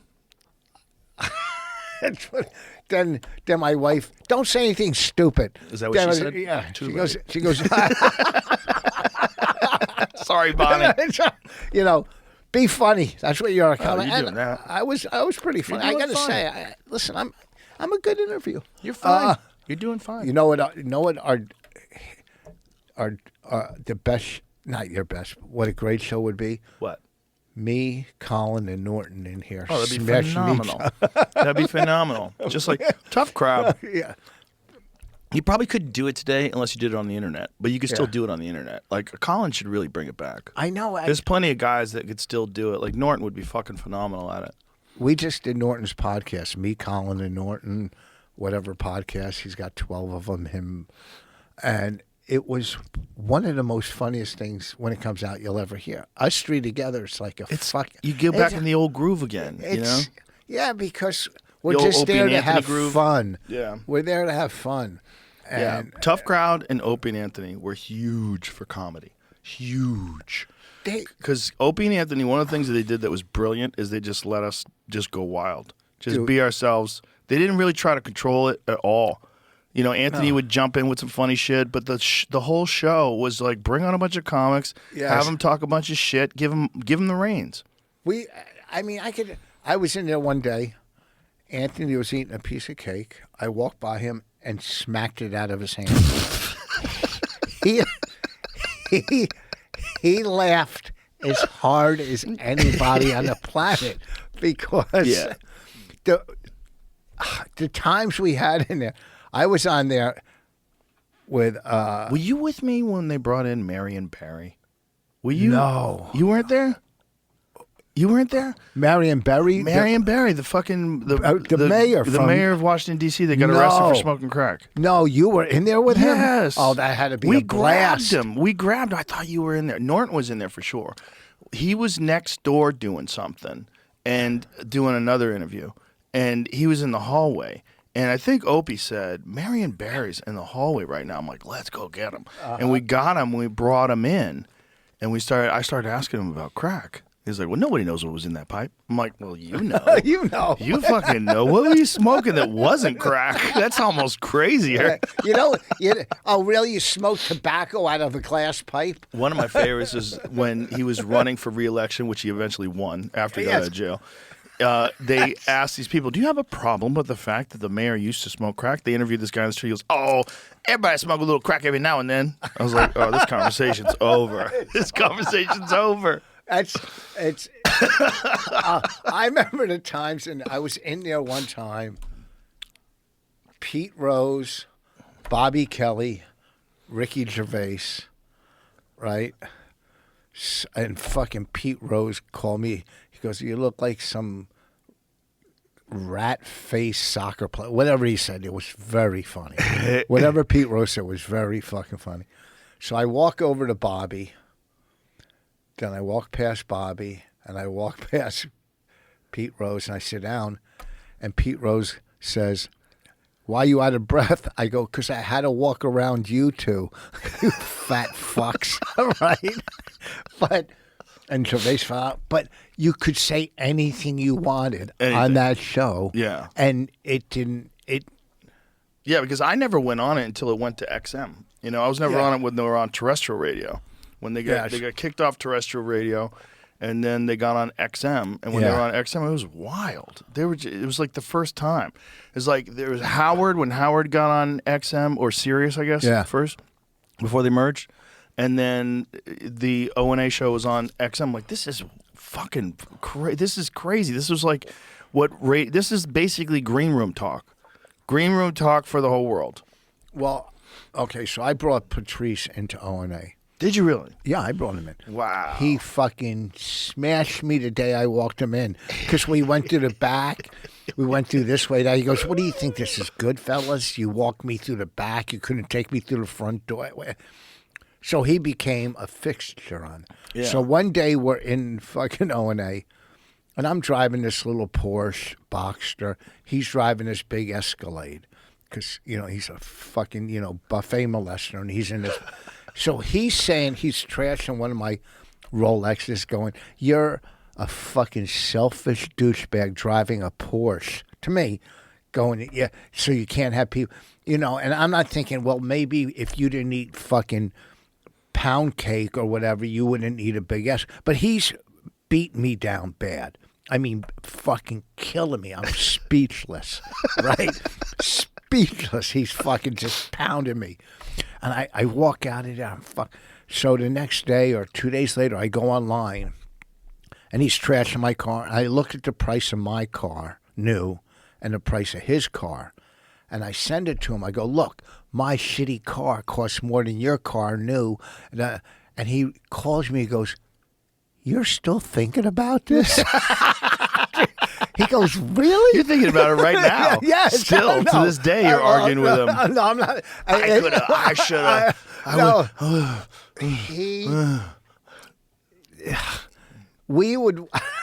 I would drive him home. One night I was driving him back to Jersey City. And I got to the bathroom, and we're walking up to his house, and he says, oh, man, I don't have a manager, an agent, nothing's going on. I go, I can't get work. I don't have an agent either, nothing. And we just both started cracking up and walking. It was the funniest thing. We were reading for the head of a sitcom for ABC, me and Patrice. We were going to be the leads of this sitcom. So we go into the head of casting at Marcy Phillips, and he doesn't want to be there, and I can't act. So basically, I'm not a good, and at the time. So he won't take his face out of the fucking copy. And I'm trying to read with him the scene, and he won't look at me. And Marcy Phillips is yelling at me, going, what are you doing? I go, this fucking guy won't connect with me. How can I act with somebody that won't look at me? And she goes, can you two please leave? We laughed all the way down the hallway. We laughed. We just got kicked out of an audition as the leads of sitcom, and we just cracked up all the way. Because it just, to us, was the funniest. Well, also, being funny in the moment. The idea of you getting a sitcom was so unlikely. Yes. It was always all so unlikely that when it failed, like if you went on an audition and it fucked up, you're like, yeah. It wasn't going to happen anyway. You never thought this is going to be it. Yeah, never once. No. Never. Never. I walked out of an audition once. I just got back from Aspen. I had a lot of heat in Aspen, but this is when my anxiety. I've had anxiety my whole life. 21, I was hospitalized for anxiety when I was 20, and they didn't know what it was. They thought you were just nuts and gave you Thorazine and Haldol, and you shuffled around like a crazy man. This is. So explain to me what it feels like. What is this anxiety like? Well, that you would now when I had it, hospitalized? Well, I felt so disconnected that even when I talked, it felt like an echo almost, like I was outside of myself. Right. Like if I look in the mirror, I'm going, who am I looking at? It was just whoa. so disconnected. And you were 21? Yeah, 21. Wow. Smoking pot and stuff. Oh, well, that's it. Well, some of it was probably where am I going in life? Yeah. What am I doing? And you're getting high. And I'm getting which high. Which is like, oh. If you're freaking out and you get high. Yeah. So do you have to pee right now? No. Why do you? Because you said you have to go to the bathroom. You were talking about your story then. Okay. Oh. Because I was like preparing to like cut it off and let you go to the bathroom. No. This is the best day of my talking- life. Okay. Except for the fucking map. The map was great. The map turned out great. It turned out a good little conversation. I got, Sure. I had to talk. Fucking listen. Thank God it's Monday. The Thursday ones are so much better. I'm Monday. So, my anxiety. Wait, what did it feel like, or what? Yeah, like when you say it overwhelmed you to the point you had to go to the hospital? Was your heart beating? I didn't know what was going on. It turned into panic or whatever. Right. Like I was so fucked up. My friends, I was going. I was selling meat and seafood out of a car, out of a truck, some businesses back then. I went to this therapist. I go, help me. I'll give you some free steaks and seafood. And I was just out of my fucking mind. And I get anxiety talking about it. It really gives you a little anxiety. So my friends go, let's take him to Florida. He needs a vacation. We drove to Florida. I was there for a day. I said, I got to get the fuck out of here. Take me home. And we drove there and drove back. Then I checked into the hospital, the 5th floor, basically, for fucking Cuckoos. Because they really didn't know what anxiety was back then. Isn't that crazy? Because that's not that long ago in human history. Well, I mean, it was 40-something years ago. But isn't that nuts? Just like in the last 40 years, how much they've learned. Well, yeah, but also, too, it's easier to say that person's nuts. Give them Thorazine, Haldol, whatever antipsychotic drugs are. And I swear to God, my day was, and then I would shuffle around the floor with this girl. This one girl.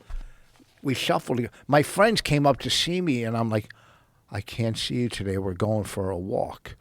I was like one flew over the cuckoo's. I was fucking out of my mind. So that could have been you for the rest of your life. Oh, Jesus. So I know. Well, because I did do acid in my day, and people sometimes do that shit and never come back. Never come back. And I saw that on Dragnet. So. It's in real life. Yeah, it is real life. Stearns talked about that. He did a big dose of acid once, and he was fucked up for a long time. It'll fuck you up. There's a guy from Pink Floyd that disappeared. Oh, I hope it's fucking Roger Waters. No. How dare you? How dare I? How dare you? What's his name again? Shine on You Crazy Diamond? Oh, you mean he did acid? Yeah. It's not just one person. There's been a lot of people that had an acid trip and just never came back. My brother did it when we were doing it. He was real young, and he was having a bad trip, and I had to babysit him the whole day. Yeah, it's fucking scary. Yeah, that's it. David Gilmour. So written by David Gilmour, but it's not. It's about, who was it about? Syd Barrett. That's right. Syd Barrett did acid, went crazy. See, right there. Departed from the band in 1968 after dealing with the mental health problems and substance abuse. The story is he never came back. It's crazy. How that's the most. That drug is so uncontrollable. Well, also, what's the dose? An effective dose is a droplet on your tongue, which is crazy. Well, we were doing blotter or window pane, 4-way window pane. Who's making that? They're not making it in the same labs where they're making Tylenol. They're making it in some fucking Grateful Dead's basement. Too much goes into that drop. Yeah. So I got out of the hospital, and for years, I don't know however long it took, it passed.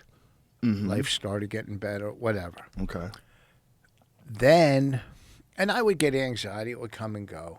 But back then, I didn't know what it was.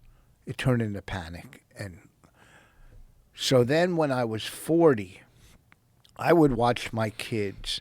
After I got divorced, I would have my kids every day. I would work nights, and I watched my, 4 and 6 year old.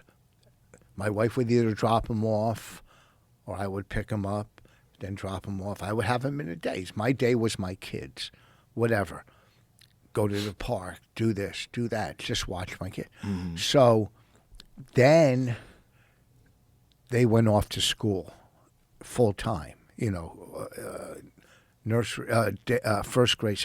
So now I'm at 40 years old, living in some fucking third floor apartment, divorced from my first wife, bouncing off of fucking walls again. I mean, fucking 40 years old. No purpose. No, just I'm going. I got to quit comedy. I got to go into the psych ward. I'm fucked up. This is fucked up. So I found this therapist who was also, and I was already sober. I found this therapist that was in recovery, and he basically brought me back, some medication through his partner who was a psychiatrist. He was a therapist. Great. I could talk. I could say anything to him.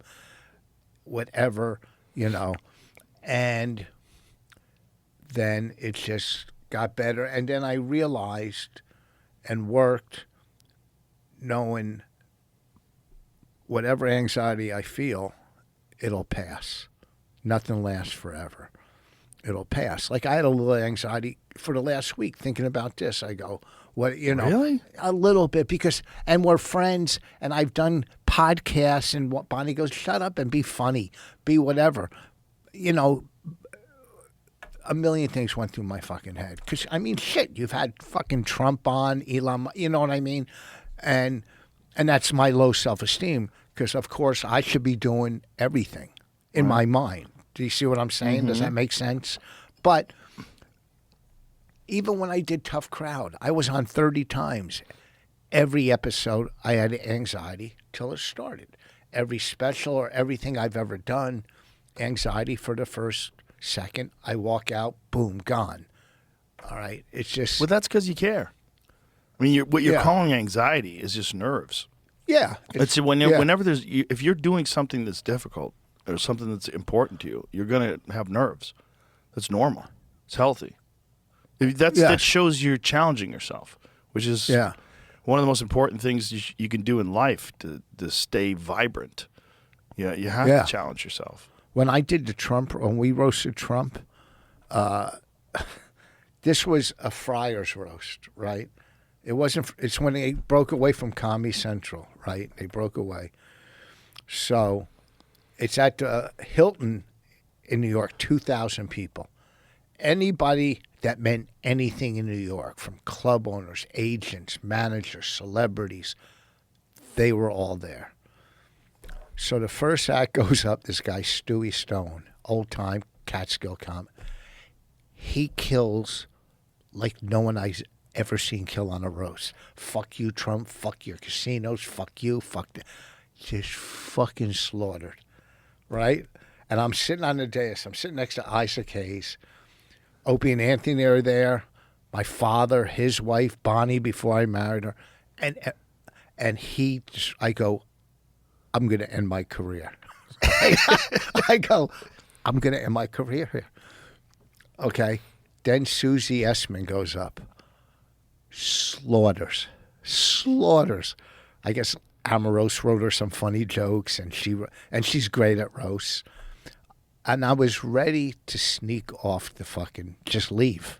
I go, it might be better if I leave than go up. Well, then Belzer went up. So took a little wind out of the room. Took a little, Yeah. So Regis Philbin was the host. It was 3 weeks after Rodney Dangerfield died. 3 weeks. They introduced me. I go, big hand for Regis. Originally, they asked Rodney to host, but he said he'd rather be dead. 3 weeks later, right? Zero. Almost zero, right? Really?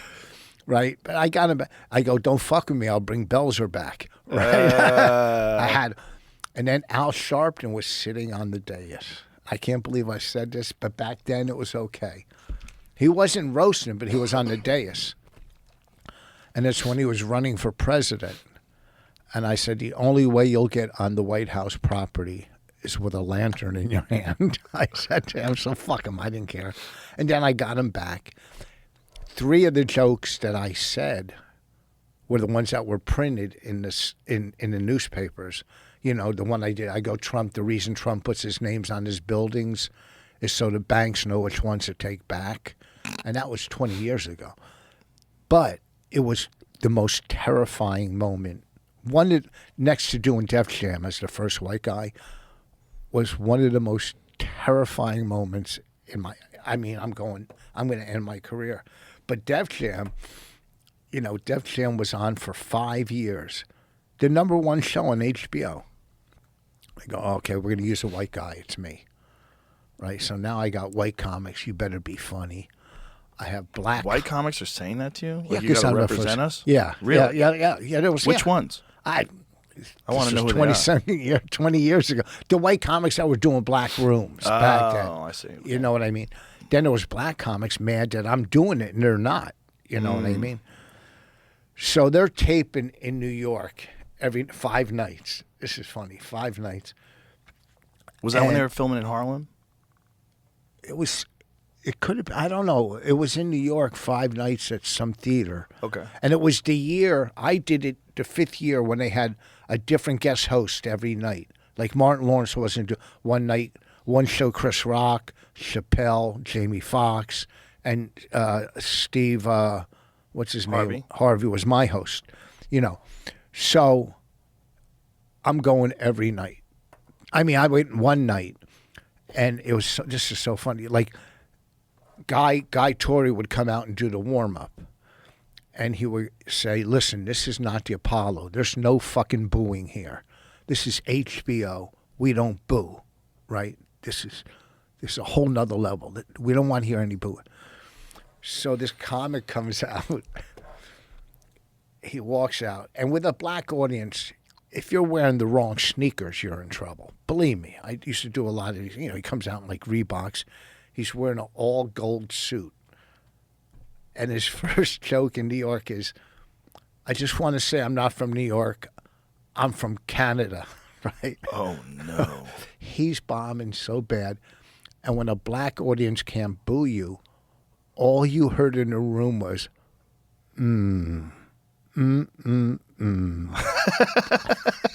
child, It was brutal. So I'm like, now they're taped 5 nights, 2 shows a night. I'm on the last night, second show, and I go second to last. Now, all the comics that were still in town, that were the celebrity hosts, we're at the taping. I'm going, this is one of the scariest moments of my life. I mean, you know, no white guy. Steve Harvey brings me out. He goes, well, our next act is something we haven't seen or special, whatever. And Russell made me wear his clothing. I got Fat Farm on and these baggy pants, you know. And I look back on it because it was 25 years. It would be different. I pandered a lot to some extent. You know what I mean? Right. I did grow up in that neighborhood, Okay. but I'm out like this, you know. Right. And it worked out, luckily. But I look back and go, I would never do that now from 25 years ago, the pandering and just talking like I'm fucking from the hood and shit, you know. Right. And I had a good set. It worked out. But it was the second scariest moment in my career. But listen to what you just said. Both scariest moments of your career worked out great. Yes, they always, yeah. So wouldn't that eventually build some confidence? Oh, I have confidence. Okay. Yeah. It I have, doesn't sound like it. Oh, no, I'm just telling you scary moments. And listen, you always got to question yourself Right. in this business because you want to get better. You want to, you just, I don't know. I question myself. I go, I have, not an ego. I have a reputation to live up to of the stuff I've done in this business. Right.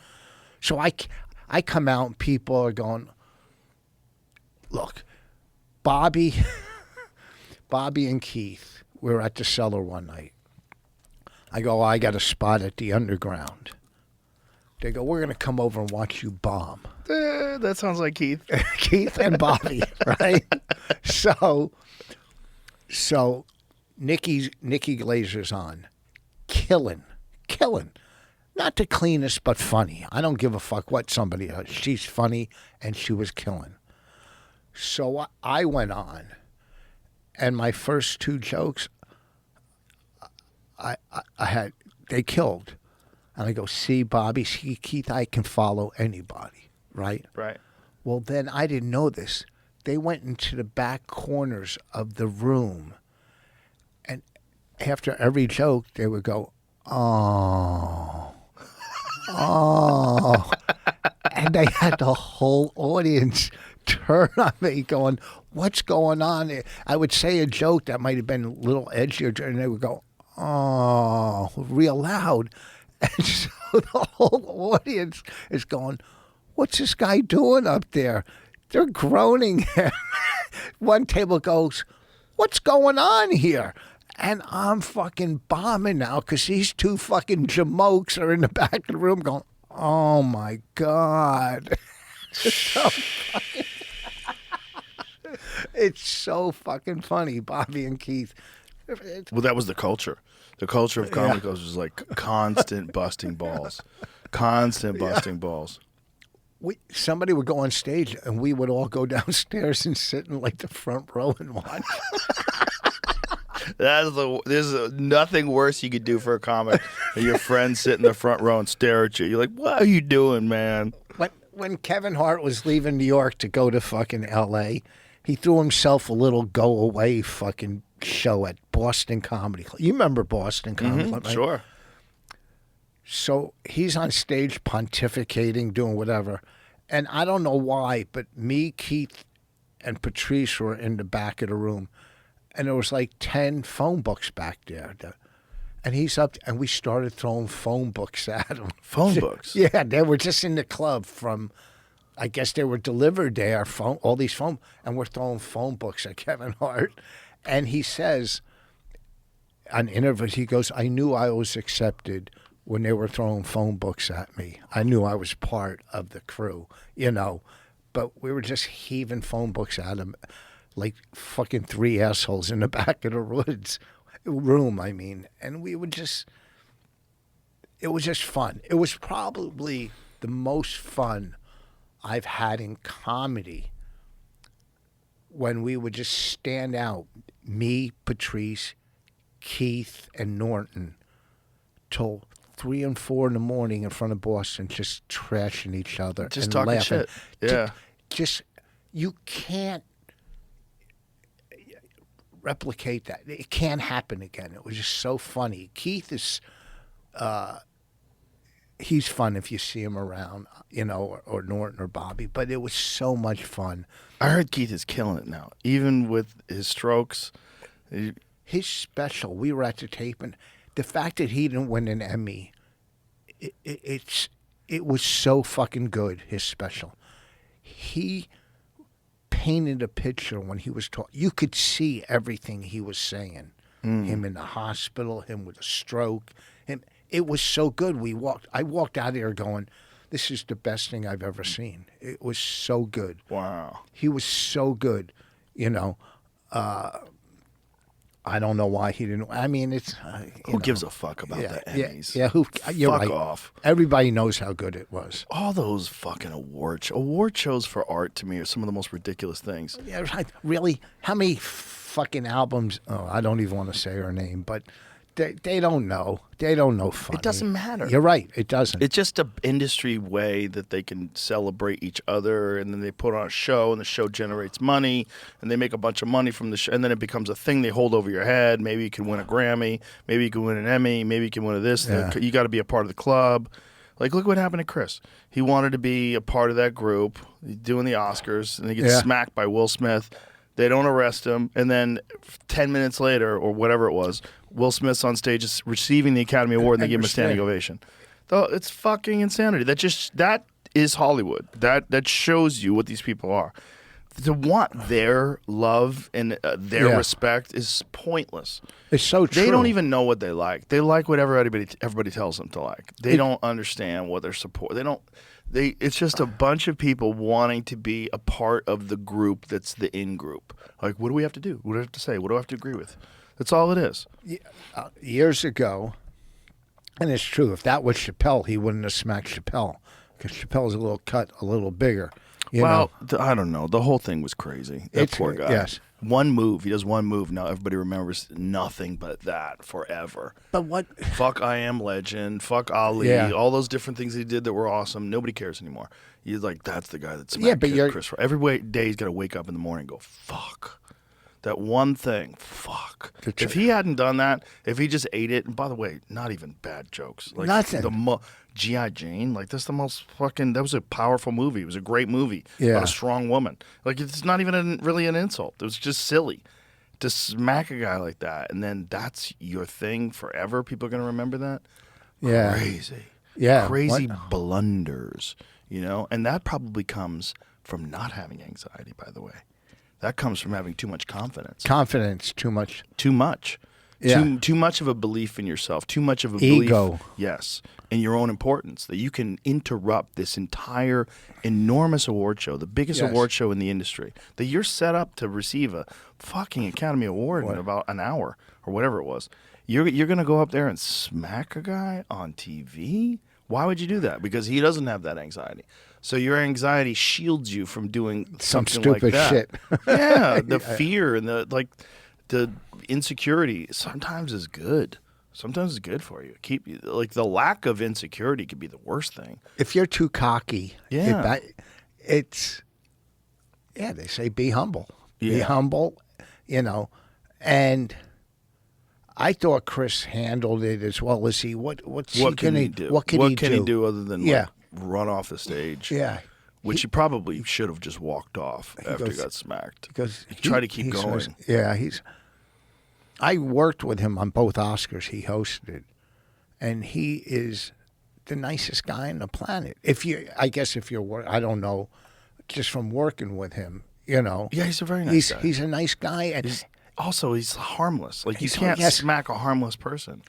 That's crazy. yes, I'll tell you what. If that was Tony, there would have been a fight. If that was Tony Rock, there would have been a fight up there. Oh, yeah. Yeah, Tony- Oh, yeah. Well, Tony went off on Yeah. stage, like, right afterwards Yeah. about it. Yeah. And- Tony's a different dude. But Chris, is But it was like almost if it was anybody but Chris. You know? I mean, you can't do that to anybody else. It's crazy. If you did it to Kevin Hart Yeah. would crack him. The whole thing is crazy. It was crazy. It didn't make any sense. It's like the guy's in some sort of a very bizarre relationship with his wife. And, Yeah. Whatever internal conflicts they have just manifested itself in a terrible decision that he made. if he would have said that about my wife, I would have smacked her and said, "Laugh, Laugh. What the It's fuck? funny. It's funny. Come on. Yeah, see, But, not being able to take a joke is one of the worst qualities that people can have. Well, Do you take yourself so seriously when someone says something funny, you can't laugh as well? That's crazy. You're missing out on laughs. Well- You're missing out on your own joy. Like, you should have joy about someone making fun of you, and you're great at that. Yeah. You're great at that. It's one of the best things about you on O&A is that when they would crack on you, you would laugh. yeah, It's so they were important. good jokes. Yeah. They were funny. They They were were great on jokes. time. Yeah.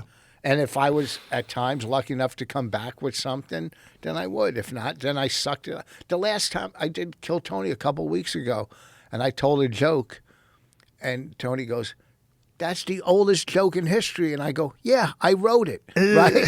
So, okay, so shut the fuck up. But it was a great episode because he fucked with me and I took it. It's Well, not- Kill Tony is one of the only places left where that kind of fucking with people is Yeah. like openly encouraged. Yeah. That kind of fucking with people is like, I mean, and Tony's the best roaster on the fucking planet. He's quick. He's like Norton. He's so quick. You think just like Norton. He's so quick. Yeah. You think he wrote it in advance, Yeah, he's and quick. it's off the cuff. And he does it all the time. He does it in the green room. He does it everywhere he goes. Well, but here's the thing, too.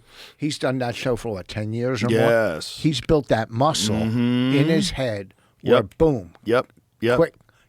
It's automatic that something's going to come back. Well, when you host know. a show like that too, you understand the rhythm of the show, the beats of it. Yeah.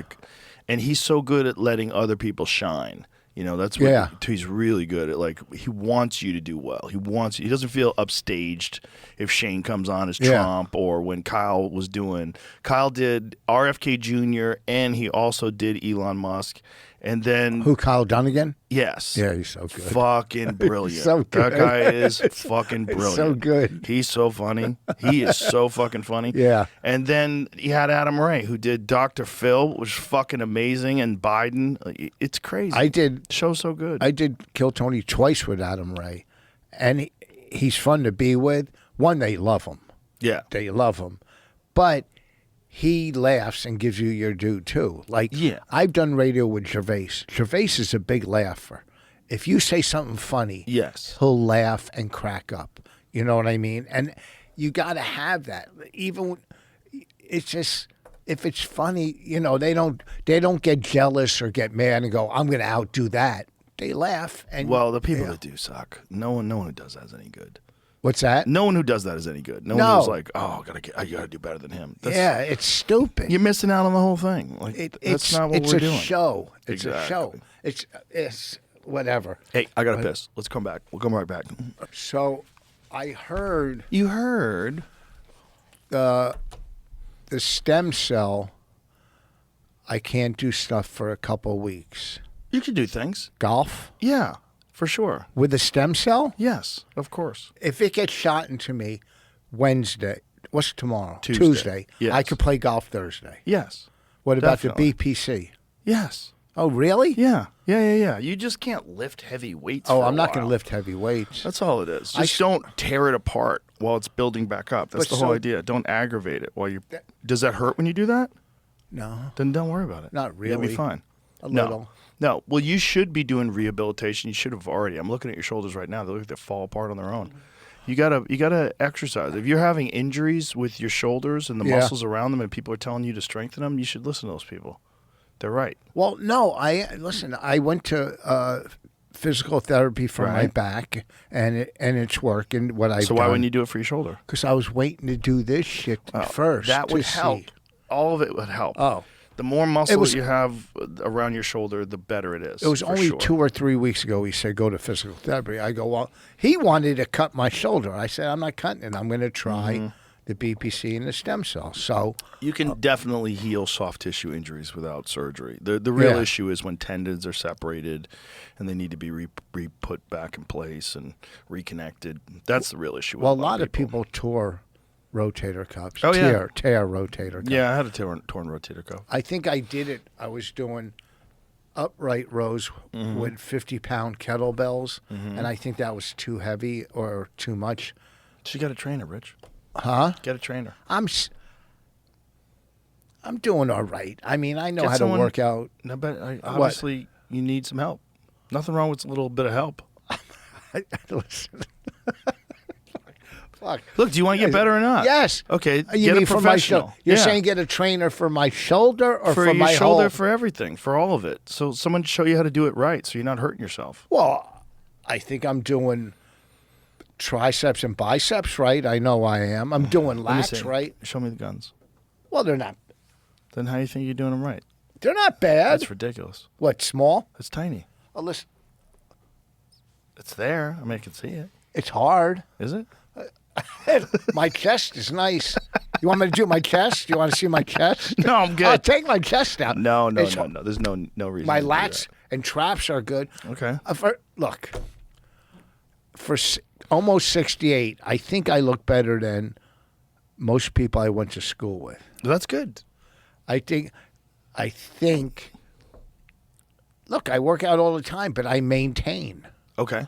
I'm not. I feel like a therapist. I feel like I'm helping you through your life. You are From the moment you helping got me. in here. You are I feel helping. Like I'm helping to guide you. No, get a fucking professional that knows how to work out and build yourself back up to the point where you're not having these kind of injuries.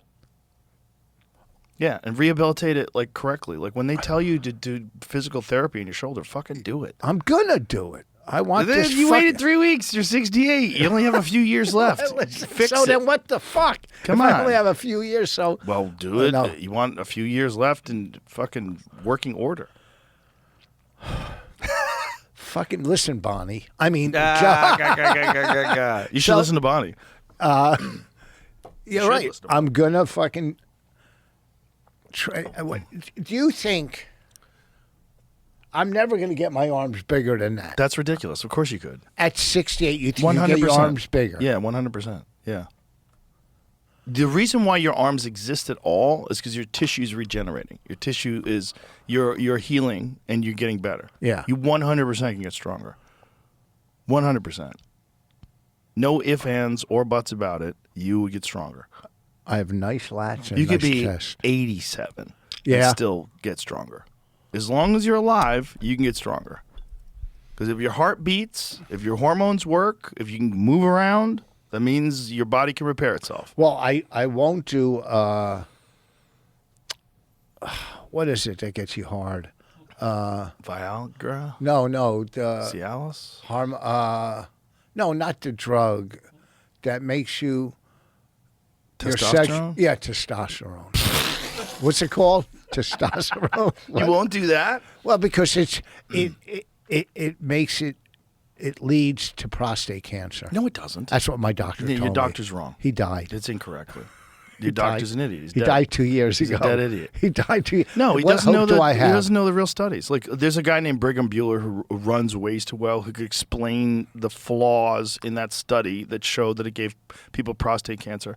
Look, people get prostate cancer. Testosterone's not giving you prostate cancer. But It's like across the board, the same percentage of people that take testosterone or don't take testosterone get prostate cancer. There's probably a ton of variables. A lot of it has to do with diet. A lot of cancer has to do with diet. Fuel of cancer is sugar. Do you eat a lot of sugar?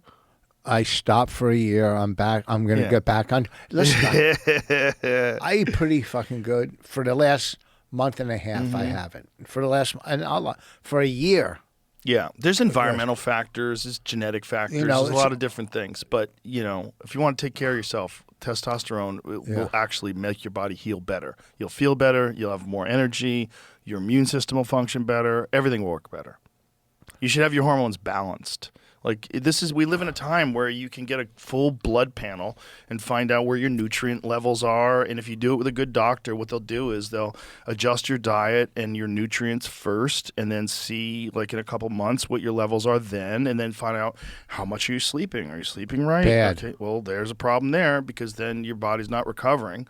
So you've got to figure out a way to adjust something in your life to make you sleep better. And then after that, once they get everything all worked into its optimum range, you're doing all the right things. They go, what are your levels now? Okay, well, we'll add a little bit of testosterone. Peptides that'll increase your body's ability to promote growth hormone. There's stuff like Somorelin that makes your body produce more growth hormone, so like your body repairs itself better, like when you're younger. There's all rigorous science behind all this stuff. There's many. I'll get Brigham to explain it to you. He'll do a much better job than me. Who's that? The guy tomorrow? He's the guy who owns Ways to Well. Yeah, he's been on the podcast. He's testified in front of Congress. Am about I the bring? pharmaceutical- I'll bring the disc. Bring does the he- maps too. He'll love the maps. Let me tell you something about these maps. These maps. I printed this shit out. I see. I Looks like your printer needs ink. first of They're fucking pretty dull. listen to me. Listen to me. Fix your eyes. Let My me tell eyes you. work pretty good. You want to see some other statistics I got? Oh, all right. What else you got? No, I don't want to get. Please into don't. this. Did you see those girls land today? The Blue Origin. They shot that metal dick up into space. Yeah. People were mad they wouldn't let the ladies drive. Katy Perry and someone else. Katy Perry, Lauren Sanchez, Jeff Bezos' wife.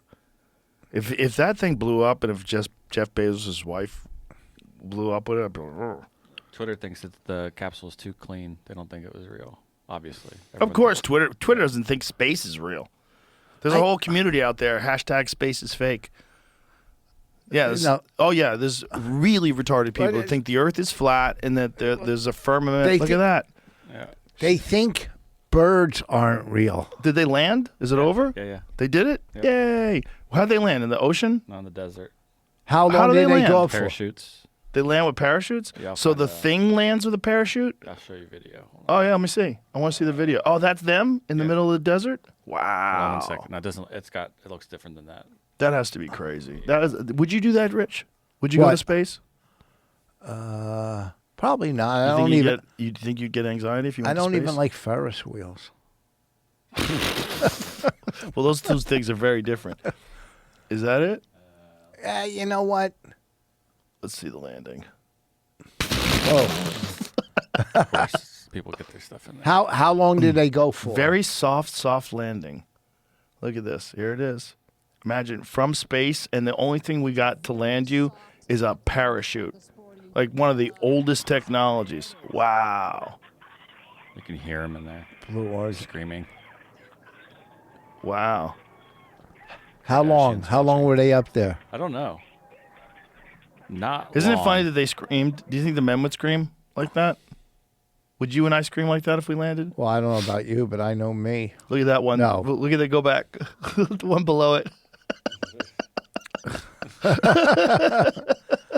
I'll tell you what I'll never do is clap when a pilot lands. You don't do that? That's his fucking job. It's true. What if it's a female pilot? You're like, phew. I wouldn't have got on the plane. No. That's There was a bunch of them in a row where I was like, Yeah. Jesus Christ.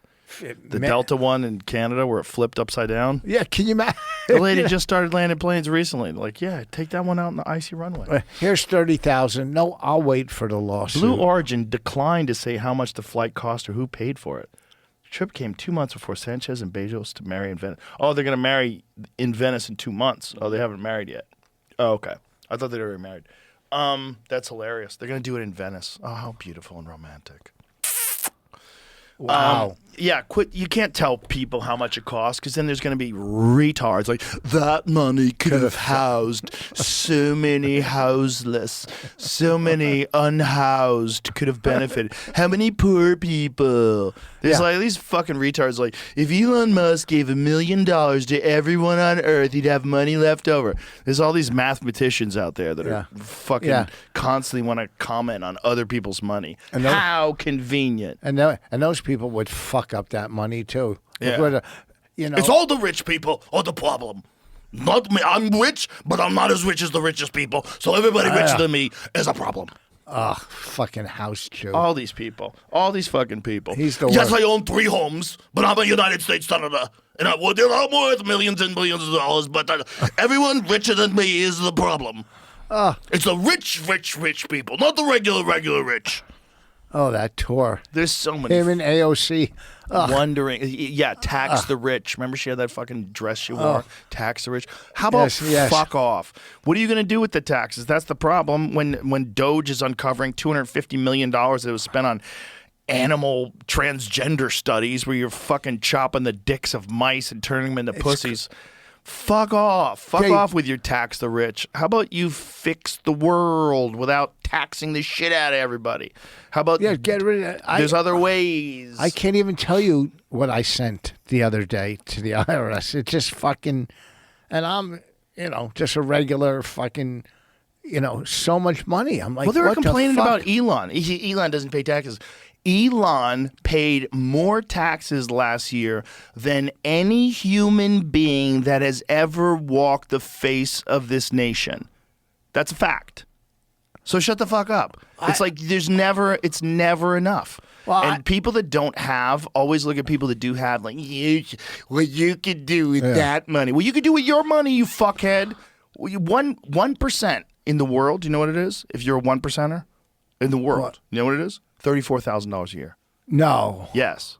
If you make 34,000 American dollars a year, you are in the top 1% of planet Earth. Get the fuck out. That's a fact. Oh, well, because you're comparing it to To the rest third of the world planet. countries. Yeah. All of the planet. Yeah. The whole planet. Of course. Most people are dirt poor. Yes. Most people. What- So all this bullshit about what he could do with that money. Well, you're saying that from your fucking Manhattan apartment where you're Ubering all over the place and getting fucking takeout. Shut your mouth. Listen, when I was in Cabo working there, it was amazing. You drive to the airport, people are living in fucking shacks there, this and that. It's horrible. It's horrible, but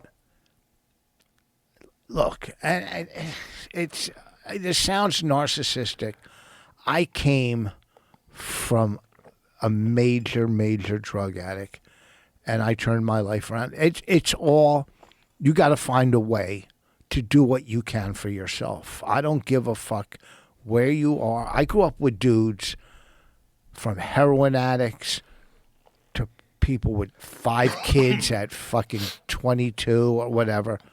And a lot of people made it out of there and found a way to be successful. Yeah, you can look at it that way. But the point is, like, looking at people that are uber successful and telling them what they should do with their money is just the dumbest shit. And that's why they don't want to give out how much money it costs to fly this rocket ship into space. Of course it's frivolous and gratuitous. Of course. It's a publicity stunt. They had a bunch of hot ladies. They flew them off into space, and then they landed. Yay. Now you've been to space. But basically, you're in space for like 10 minutes. That's what the flight was.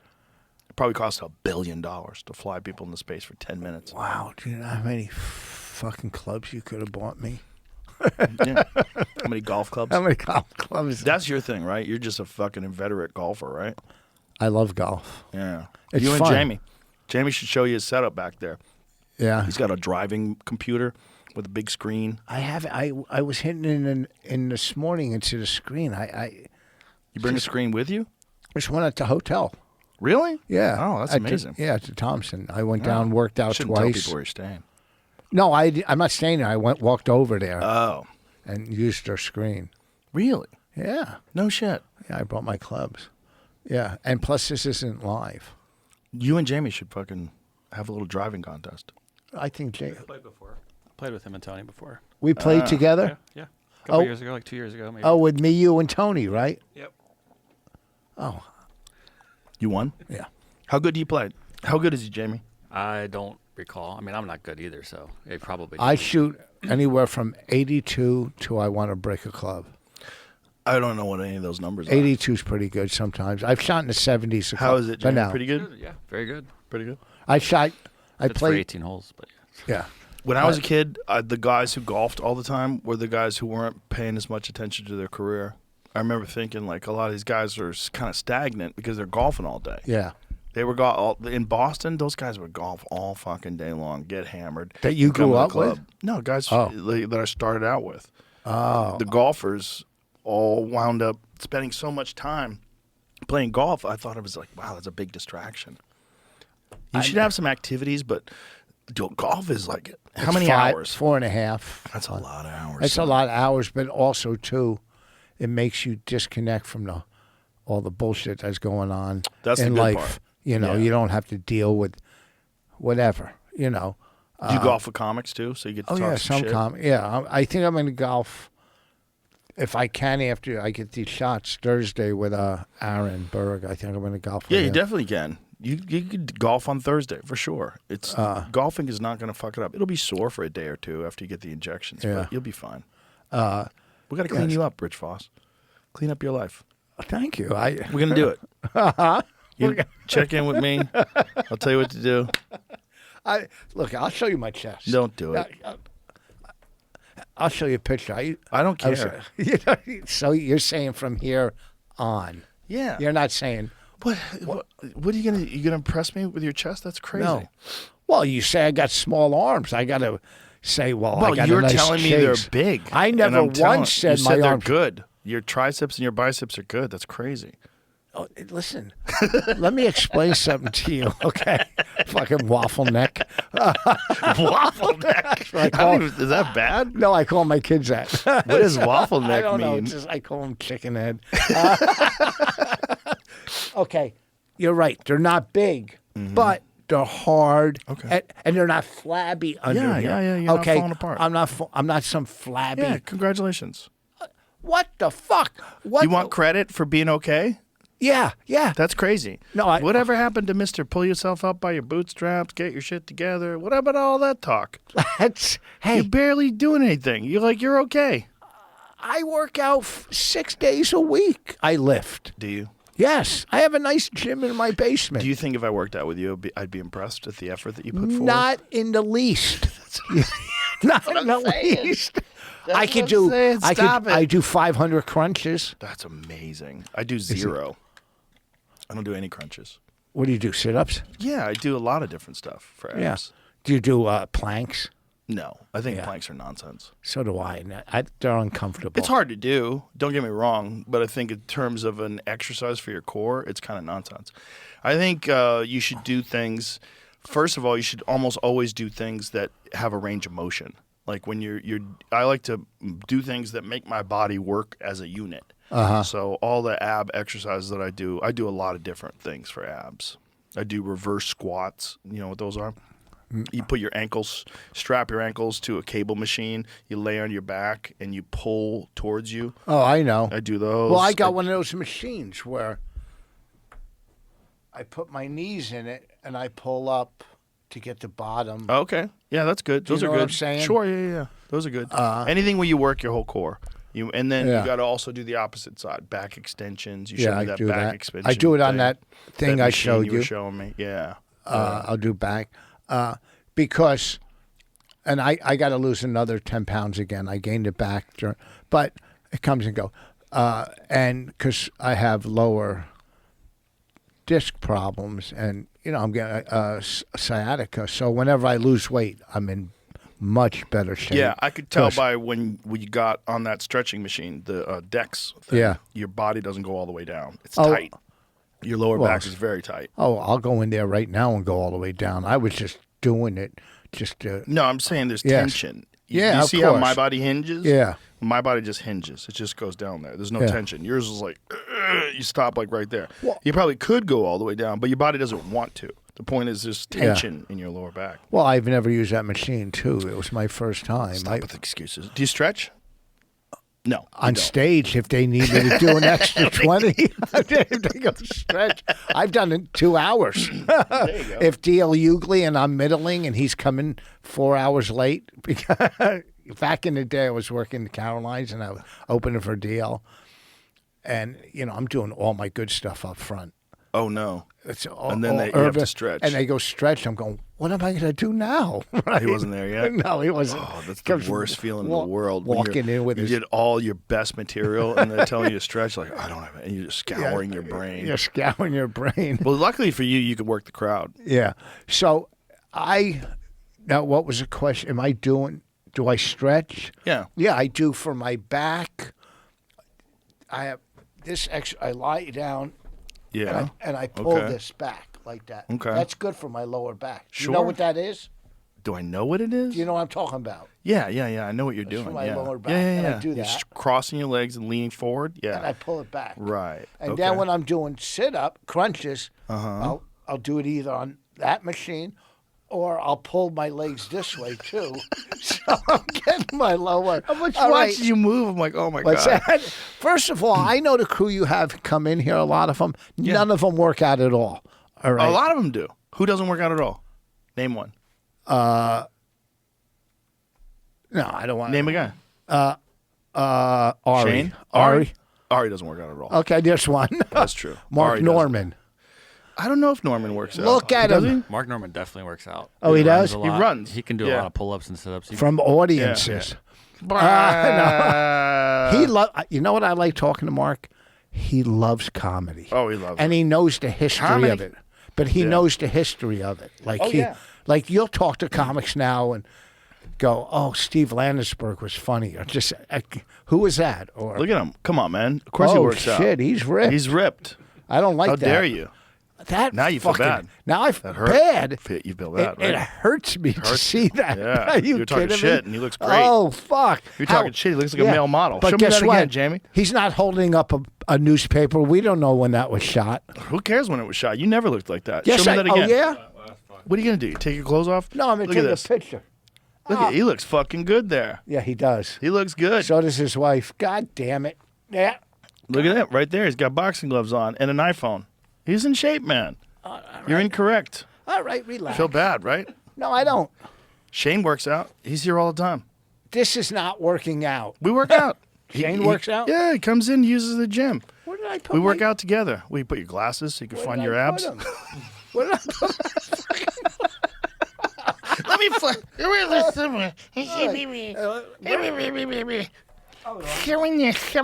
right, listen to me, fucking. You are looking for your glasses. Are I you going to got find a photo of you looking good? Yeah. Forget about that. That's the past. Let's no. concentrate on now. No, you- Let's concentrate on put away the cookies, put away the sugar, Yeah, I did listen that to your for a year. doctor. He tells you to rehab your shoulder, get yourself in shape. I'm not. Can't believe we're doing this. You know, people are listening. They can't see this.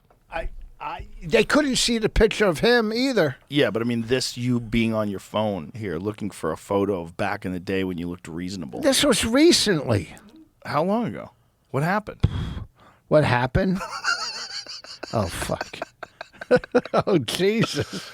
Look at you. They look good there. There you go. Oh, not bad. Okay, You look pretty good right there. What happened? it's not that bad now. How long ago was this? 2018. Oh, that's pretty recent. That's pretty recent. Yeah. Pre-pandemic. A lot of people Yeah. fell apart during the pandemic. That's what happened. And then I came back on track for a year. A whole year.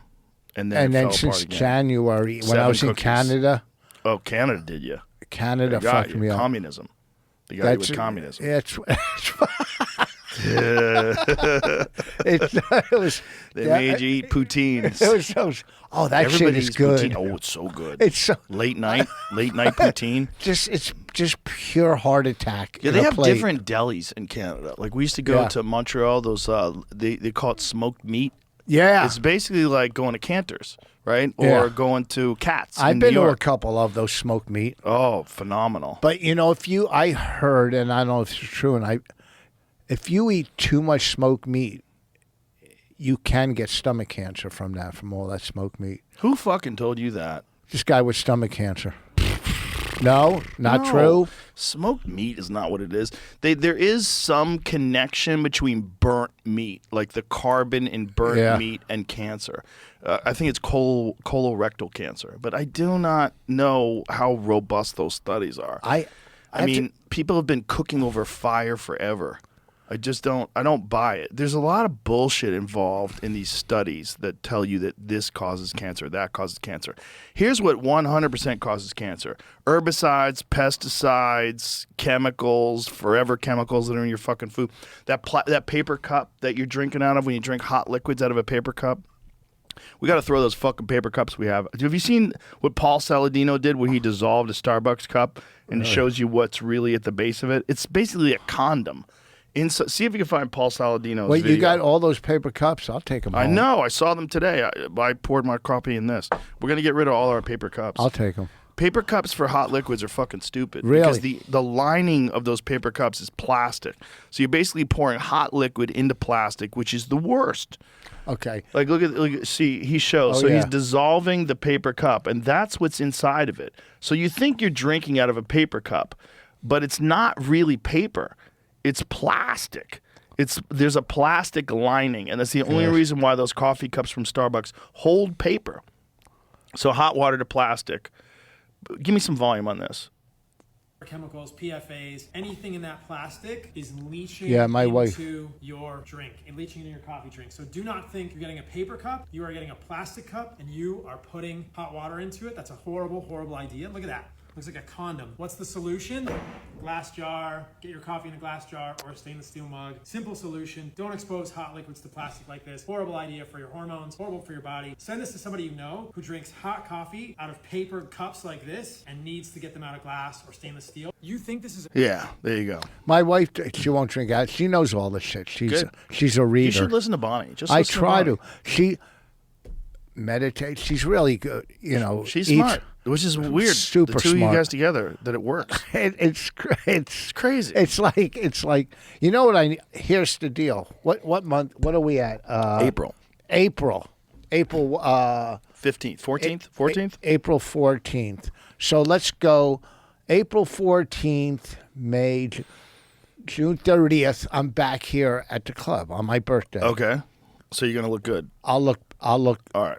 I'm going to go to June 3rd. We'll take a picture. I'll put it on my Instagram. Take your shirt off. Flex. Not now. No, June yeah. 30th. Okay. I'm giving you time. Yeah. I want to give you a goal.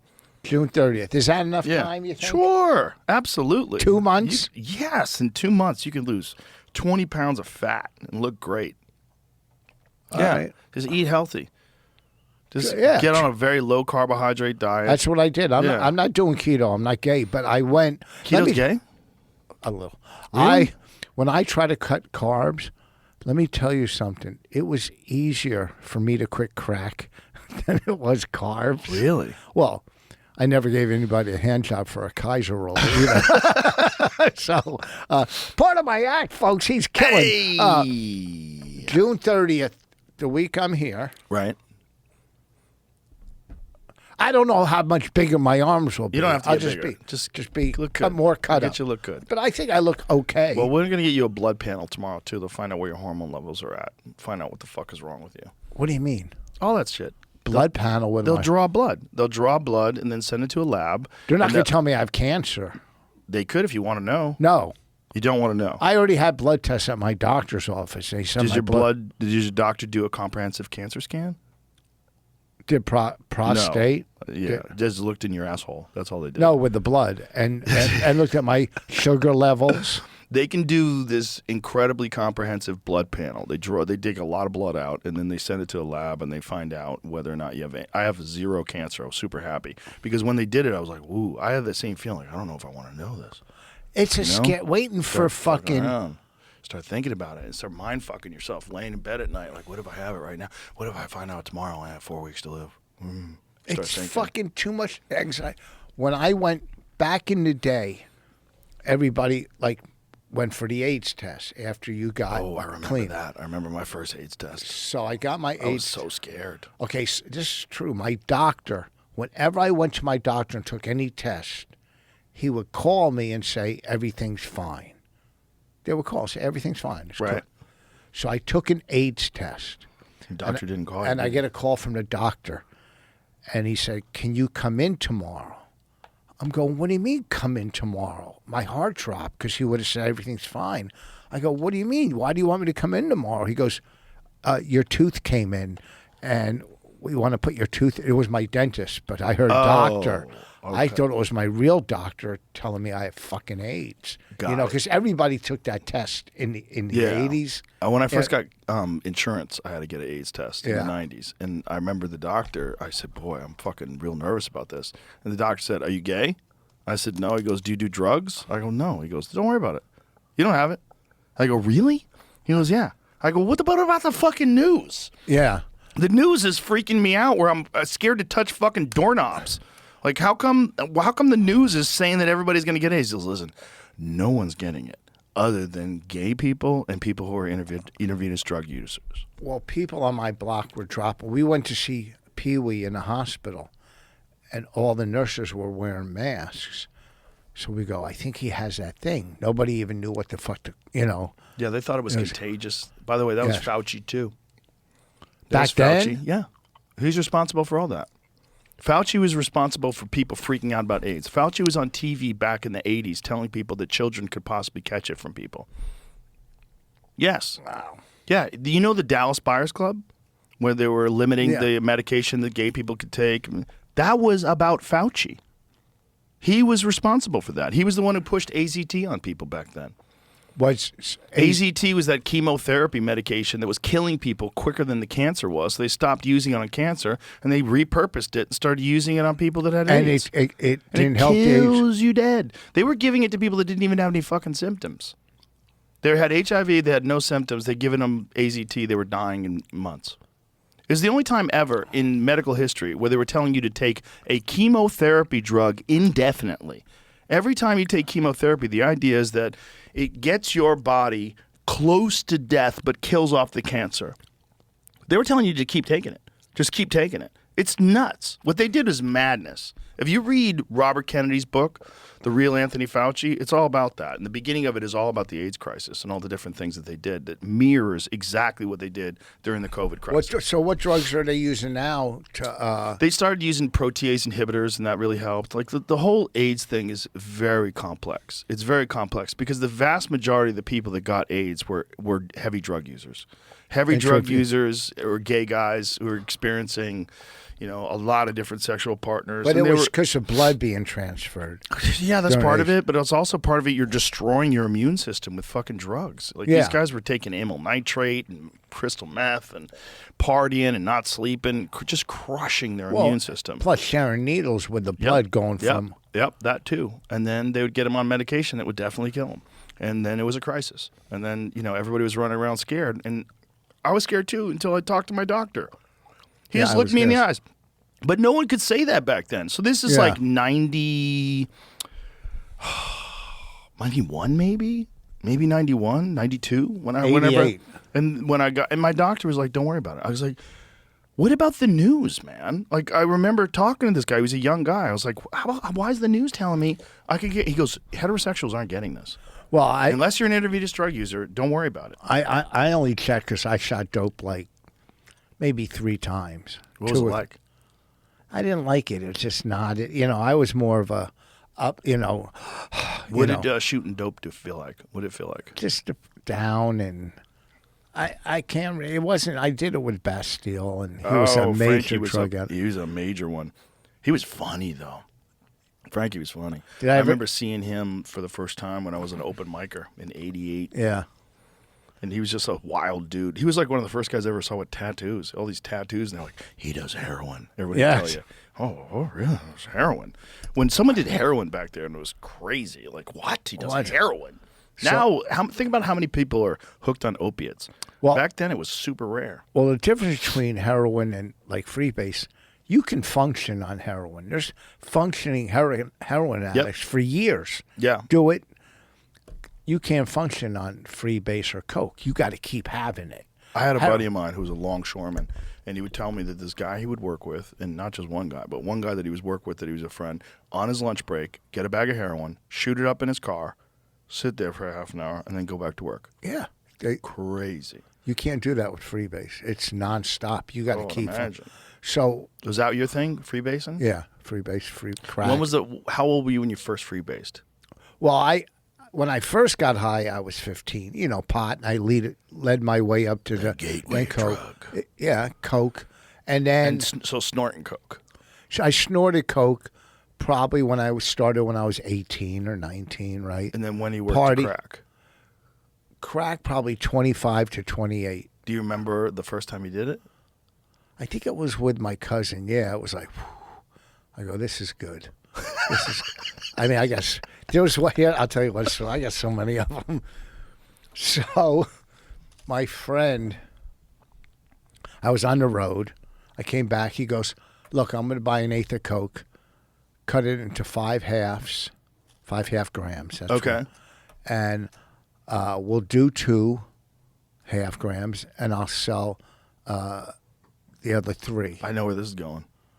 Well, we did 1 or 2, and then he went to sleep. And so this is fucked up. I found where he hid it. Oh. So He didn't hide it as good as you hide your money.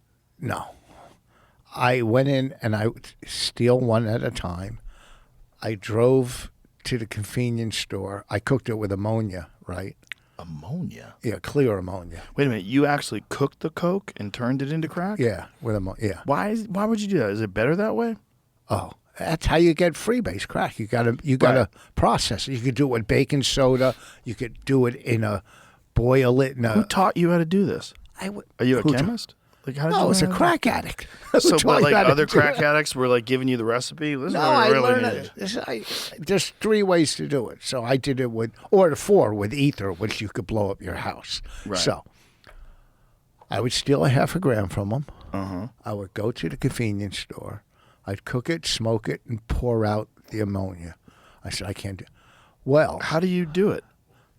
I don't want to help.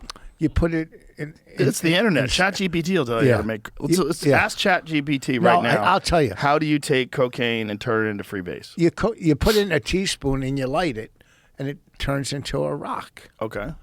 And then you smoke that squeeze rock. it. You squeeze and try to get the ammonia out as much as you can in the rock. So I would get the ammonia, steal a half a gram from him, go to the bright early in the morning, come back, cook it, pour the ammonia out.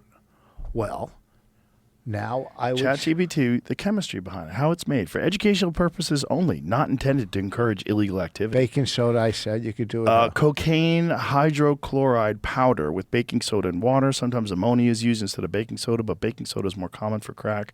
Heat the mixture. As it's heated, the cocaine bases separate from the hydrochloride and form solid rocks that float to the top. Cool and dry. This is like a recipe. Solid pieces, the crack rocks, are cooled and hardened, then dried. So There you go. I emptied out the first bottle. Mm-hmm. Then there was 2 or 3 more half grams. Oh, yeah. I went and stole another one. Yeah. Went back to the convenience store, bought more ammonia. After the 4th trip to the convenience store, I go, hey, listen, I got a cleaning business. We need a lot of ammonia. Well, I smoked all his coke. And all of a sudden I hear somebody yell, fuck. He woke up and saw his coke was gone. Right? How many hours had passed? Probably 4. How many trips to the convenience store? 4. And I was just drinking straight vodka, right? Whoa. And I'm walking home. Now I'm $250 in debt. I have, and it was towards the end of my career. But As a crack addict? as a drug addict, crack. Yeah, I like how you call it a career. It was a crack career. Well, I think I told this story years ago, but I'll tell it. And he doesn't care because he told it in his book. So me and Frankie are doing a one-nighter. And back then, I had the car. You would pick up an act at the Improv and then go do the one-nighter in Jersey. Right. So we pick up this comic, little white guy, whatever. We go to our one-nighter, and we're supposed to drop him off at the Improv. And I go, hold on, I got to make a stop. And we go up to Spanish Harlem. He goes, what are you doing? I go, my sister lives here. She's not doing well. You know, there's people chasing people with knives up and down the street. And I go up and buy crack, freebase, right? And the kid's like, get me home. Take me back to the Improv. What the fuck is going on? Right. Well, relax. So now we go down to the Lower East Side, and Frankie gets heroin. And the kid, now Frankie's in the back seat tying up, shooting heroin. While you're driving? Well, I'm driving. He's in the back Oh, my shooting. God. And the kid is fucking scared to death. He was a little white kid. You wanted to be Jerry Seinfeld. It was David Spade. Was it really? Yeah. Oh, my God. That's He was hilarious. a little white kid from Arizona. Do you remember when he first started? He tells the story in this book, and I apologize to him. He goes, oh, don't worry. It's a good story, right? But we kept him hostage as I'm smoking crack and Frankie's banging dope in the car. Oh, my God. I heard an Otto and George story once. He's working at a club in Jersey. I don't need to name the club. And he leaves the club with the owner's daughter, and they're headed into New York, and there's another guy driving the car. He stops off at Washington Square Park, picks up a bag of crack, and starts smoking it in the car. And the girl freaks out, and he says, the classic line, he goes, what? I thought the broad wanted a party. I just did a documentary about him. They interviewed me. They're doing a documentary on Otto and George. Well, we did a lot of those shows, those prom shows with Otto and George. Oh, he was. Yeah. He was Genius. I would. Yeah, but I'd drive with him to a gig, and he would go, "Do you know what George thought of today?" What, you fucking psychopath! You're Well, George. he would make people pull over so he could go check on George. George is in the trunk. He would pull over and check on George. I think there's something to that. I think that dummy had a mind of its own. And it might have been he had some weird personality disorder where he put a personality to that dummy. But that dummy, when that dummy would say things, you knew it was George. Yeah. It didn't even feel like it was Otto. It felt like George had his own thoughts on things. I worked with a ventriloquist once, and I go into his room on the road, and he's putting away the dummy's clothes in another dresser drawer than his. He's like putting away the clothes of the dummy. Folding the clothes? Yes, of his dummy. Jesus. Here's a bit I kind of want to do. You know, back in the day, you know, when there was bank robbers, outlaws, they would wear a handkerchief and go rob a bank. Well, I want to be the outlaw ventriloquist where I go up with a little dummy and put a handkerchief. This way they can't see my lips move, but I could say I'm the outlaw ventriloquist. And I could do a whole 5 minutes, and everybody's going, he must be great. I can't see his lips move. That's good, but you're supposed to talk too. Like the part of the fun of being a ventriloquist, like Otto would say, I can't believe you're saying that, George. Yeah. How do you, shut the fuck up. The eyebrows would pop up and he'd get crazy. Like it's the banter back and forth. I'll talk behind the mask. I'm not going to do it, but it's not going to work. How come? Terrible idea. Okay, so I threw it out. How come there's no ventriloquist on this planet that gets along with their dummies? Well, there's not even very many ventriloquist acts anymore. There used to be a bunch of ventriloquist acts. There was Willie Tyler and Lester, who was in L.A. There was a few. There was Vince Antonio and George from Long Island. You know what I think it was? It's like when one guy becomes really big, like Jeff Dunham. He became the man when it came to ventriloquists. And then he's so popular that nobody touches it anymore. Sort of like Carrot Top did that to prop acts. Yeah. Like prop acts used to be, remember when we started out? The fucking Wid. Did you ever work with the Yes, I Wid? worked with it. He was great. Yeah, he pulled it in fucking diaper. I mean, laundry basket shoots with fucking props. Oh, he had so much shit. Yeah, he had a whole trunk full of stuff that he would have to carry to the club. But they don't have them anymore because Carrot Top became so famous as a prop act that everybody's like, oh, it's a Carrot Top thing. Yeah. And they just abandoned it. Like musical acts. There's no fucking musical acts anymore. They're on ships. Gary Delano was a musical act. But guys who've been around for a long time. They're legacy acts. There's no upcoming people right now that are musical comedians. Well, there's no magicians. Farentino was a magician. Right. There was a couple of magic acts. Like when I did one-nighters, there was jugglers, juggling Jack Schwarzy, a couple magic acts. There's a few magic acts still that work in California because of the Comedy and Magic Club. Oh, okay. Hermosa Beach. Yeah. Like he used to have it where you'd have a magician mixed in with the comedy. Last time I worked there. Okay. When I started working there, I was like, Do you ever remember Chips Cooney where he did the fake magic act? No. It was really funny. He would just do stupid stuff. Lenny Schultz was a prop act too. He was a Remember prop Crazy actor. Lenny? He just died. Oh, about a month ago, 3 weeks ago. Oh man. More pigs, Lenny. There were more pigs, and he was so ridiculous. He was nuts. He was so funny though. And the nicest guy in the world. Yeah, I remember he pulled out like a Smokey the Bear doll, and he's like, "Only you can prevent forest fires." He goes, "Shut the fuck up!" And he punched the bear. It was so ridiculous. And then he'd move on to something else like it never happened. It's like it was what he would kill, and it made no sense. No sense. It was just maniacal. It was just crazy. With his crazy face and crazy eyes. But it was really funny. Like Carrot Top is a good prop act. If you like prop acts, he's the best prop act. Yeah. I mean, Rip Taylor didn't like him, but Rip Taylor's from how many fucking years ago? Rip Taylor? Yeah, remember the gay?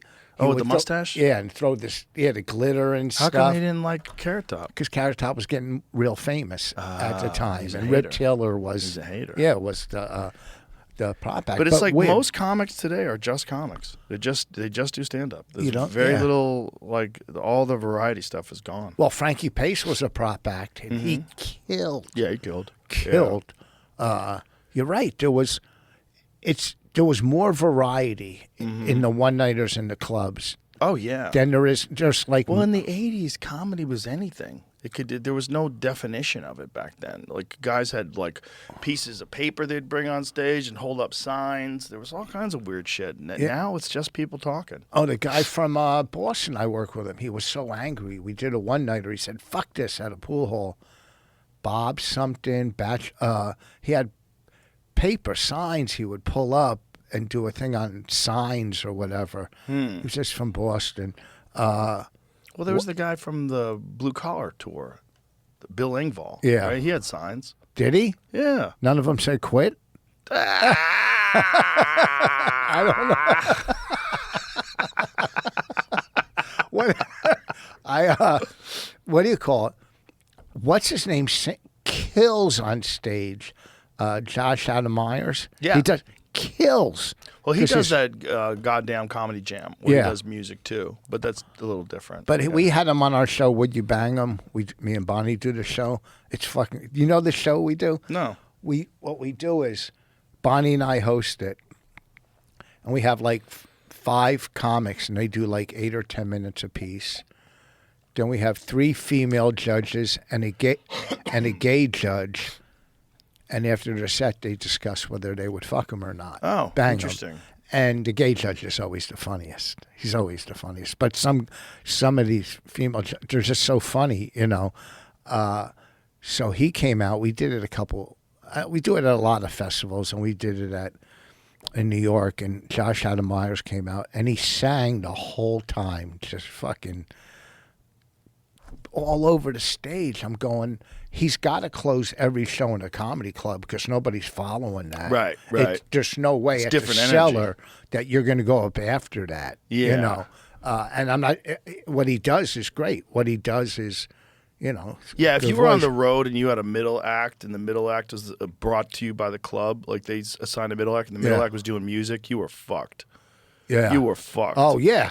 You know? Okay. Fucking guitar. I worked Vegas once following a guy with a guitar And I had and he's fucking closing with Springsteen and the bandana on his head. You're in I'm trouble. going, what the You're in fuck? trouble. It's a You know? totally different thing. You know, But it's weird that that's not more popular because he used to be so effective. That's what I'm saying. It's like, why isn't there more of those acts like that out there? Because it was so effective. well, some of them got older and went to cruise ships that do guitar. I know, but why didn't the younger ones? How come no younger ones emerged? That's what's weird. It is kind of weird. No impressionist either. Very Hardly. few. That do Very few. impressions. Yeah, you very know, few. And everyone that they would turn around, fix their hair, and then do their Right, impression. They always right. turned around. Right, You right, know? right. Imagine if Jack Nicholson. I'd be scared to turn around and the audience left. But they turn around. There was so many. Jeff DeHart. He did Rod Sterling perfectly. it is interesting. There's not a lot of just impressionists, right? Yeah, Danny Stone, Randy Credico, Yeah. who's very Frank left-wing. Caliendo does. Yeah. But He's like the only one. you don't really see him in. Well, I don't know if he's still in clubs. He does a lot. Yeah, I think he does theaters does. mostly. Yeah, he was on the Virus tour, on the Opie Anthony tour. Yeah, I did it with him. Yeah. Oh, you did the Virus tour. Yeah, I did one of them. hosted every show. Yeah, I did one of them in Vegas. Oh yeah, Yeah. the Vegas one. That was like the Yeah. last time I saw Patrice. Wow. Yeah. We're doing the benefit. We do it. I host it every year, and Billy closes it. We're doing it. I think in May this year. Oh, yeah? Yeah. Oh, okay, so it's next month. Do you know the dates? Yeah, I'll tell you right So now. tell everybody so they can go buy tickets. Bust out Oh, those that's glasses, it's Grandpa. sold out. Let's these go. these are dollar store glasses, okay? Why do you buy them at the dollar store? Because my good ones are at the hotel. I don't want to Oh, lose you don't them. want to waste them. I don't want to lose them. Yeah, I mean, I would have worn the good ones on Theo's podcast. Jesus Christ, I'm looking at your face when you turn sideways so I can see how much magnification you got. What Yeah. are those? How many X you got? 250. That's it? Yeah. Oh, okay. They're It looks like I'm seeing a double the size of your fucking. Look like you got stung by a bee. listen to me.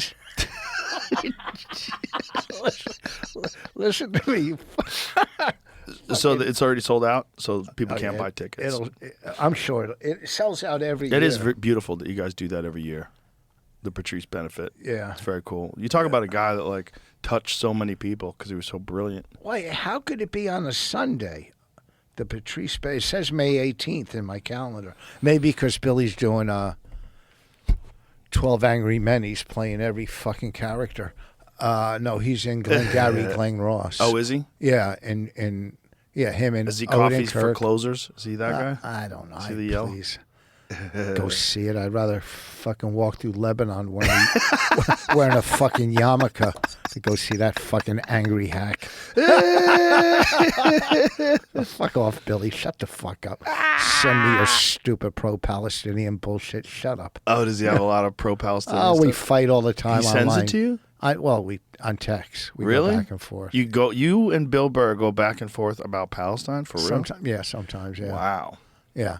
But look, I'm friends with him for years. course. I mean, forever. You know? Yeah. Fucking Billy, When comedians get political and it's to the point where they distance themselves with people that don't agree with them, that to me is hilarious. Yeah. Hilarious in how stupid it is.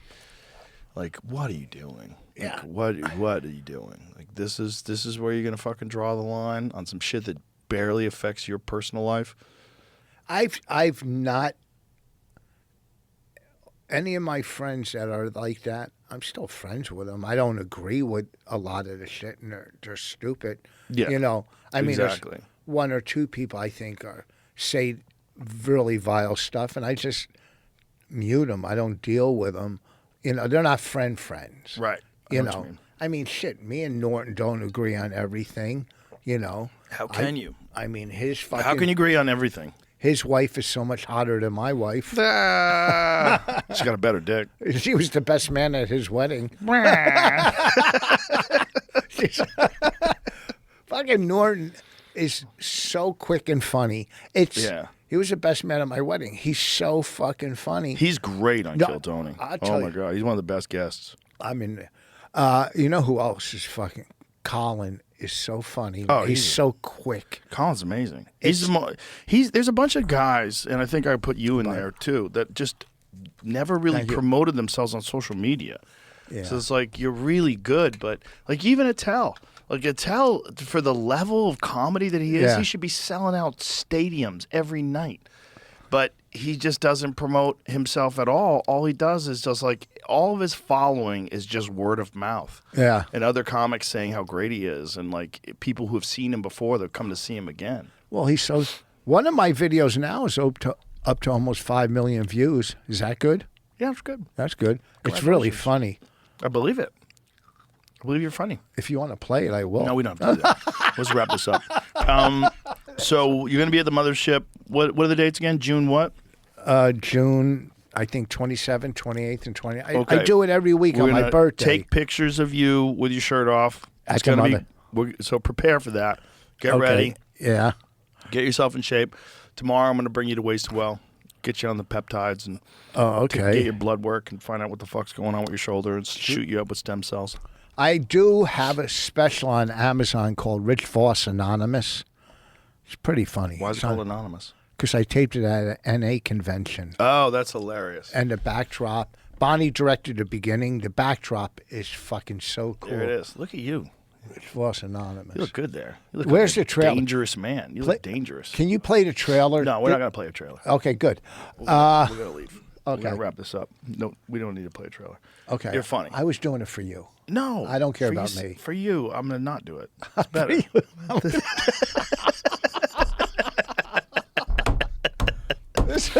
This I've done this podcast 3 times, and this is the most fun I had. It was fun. It was fun. We had a good time. I had a good time.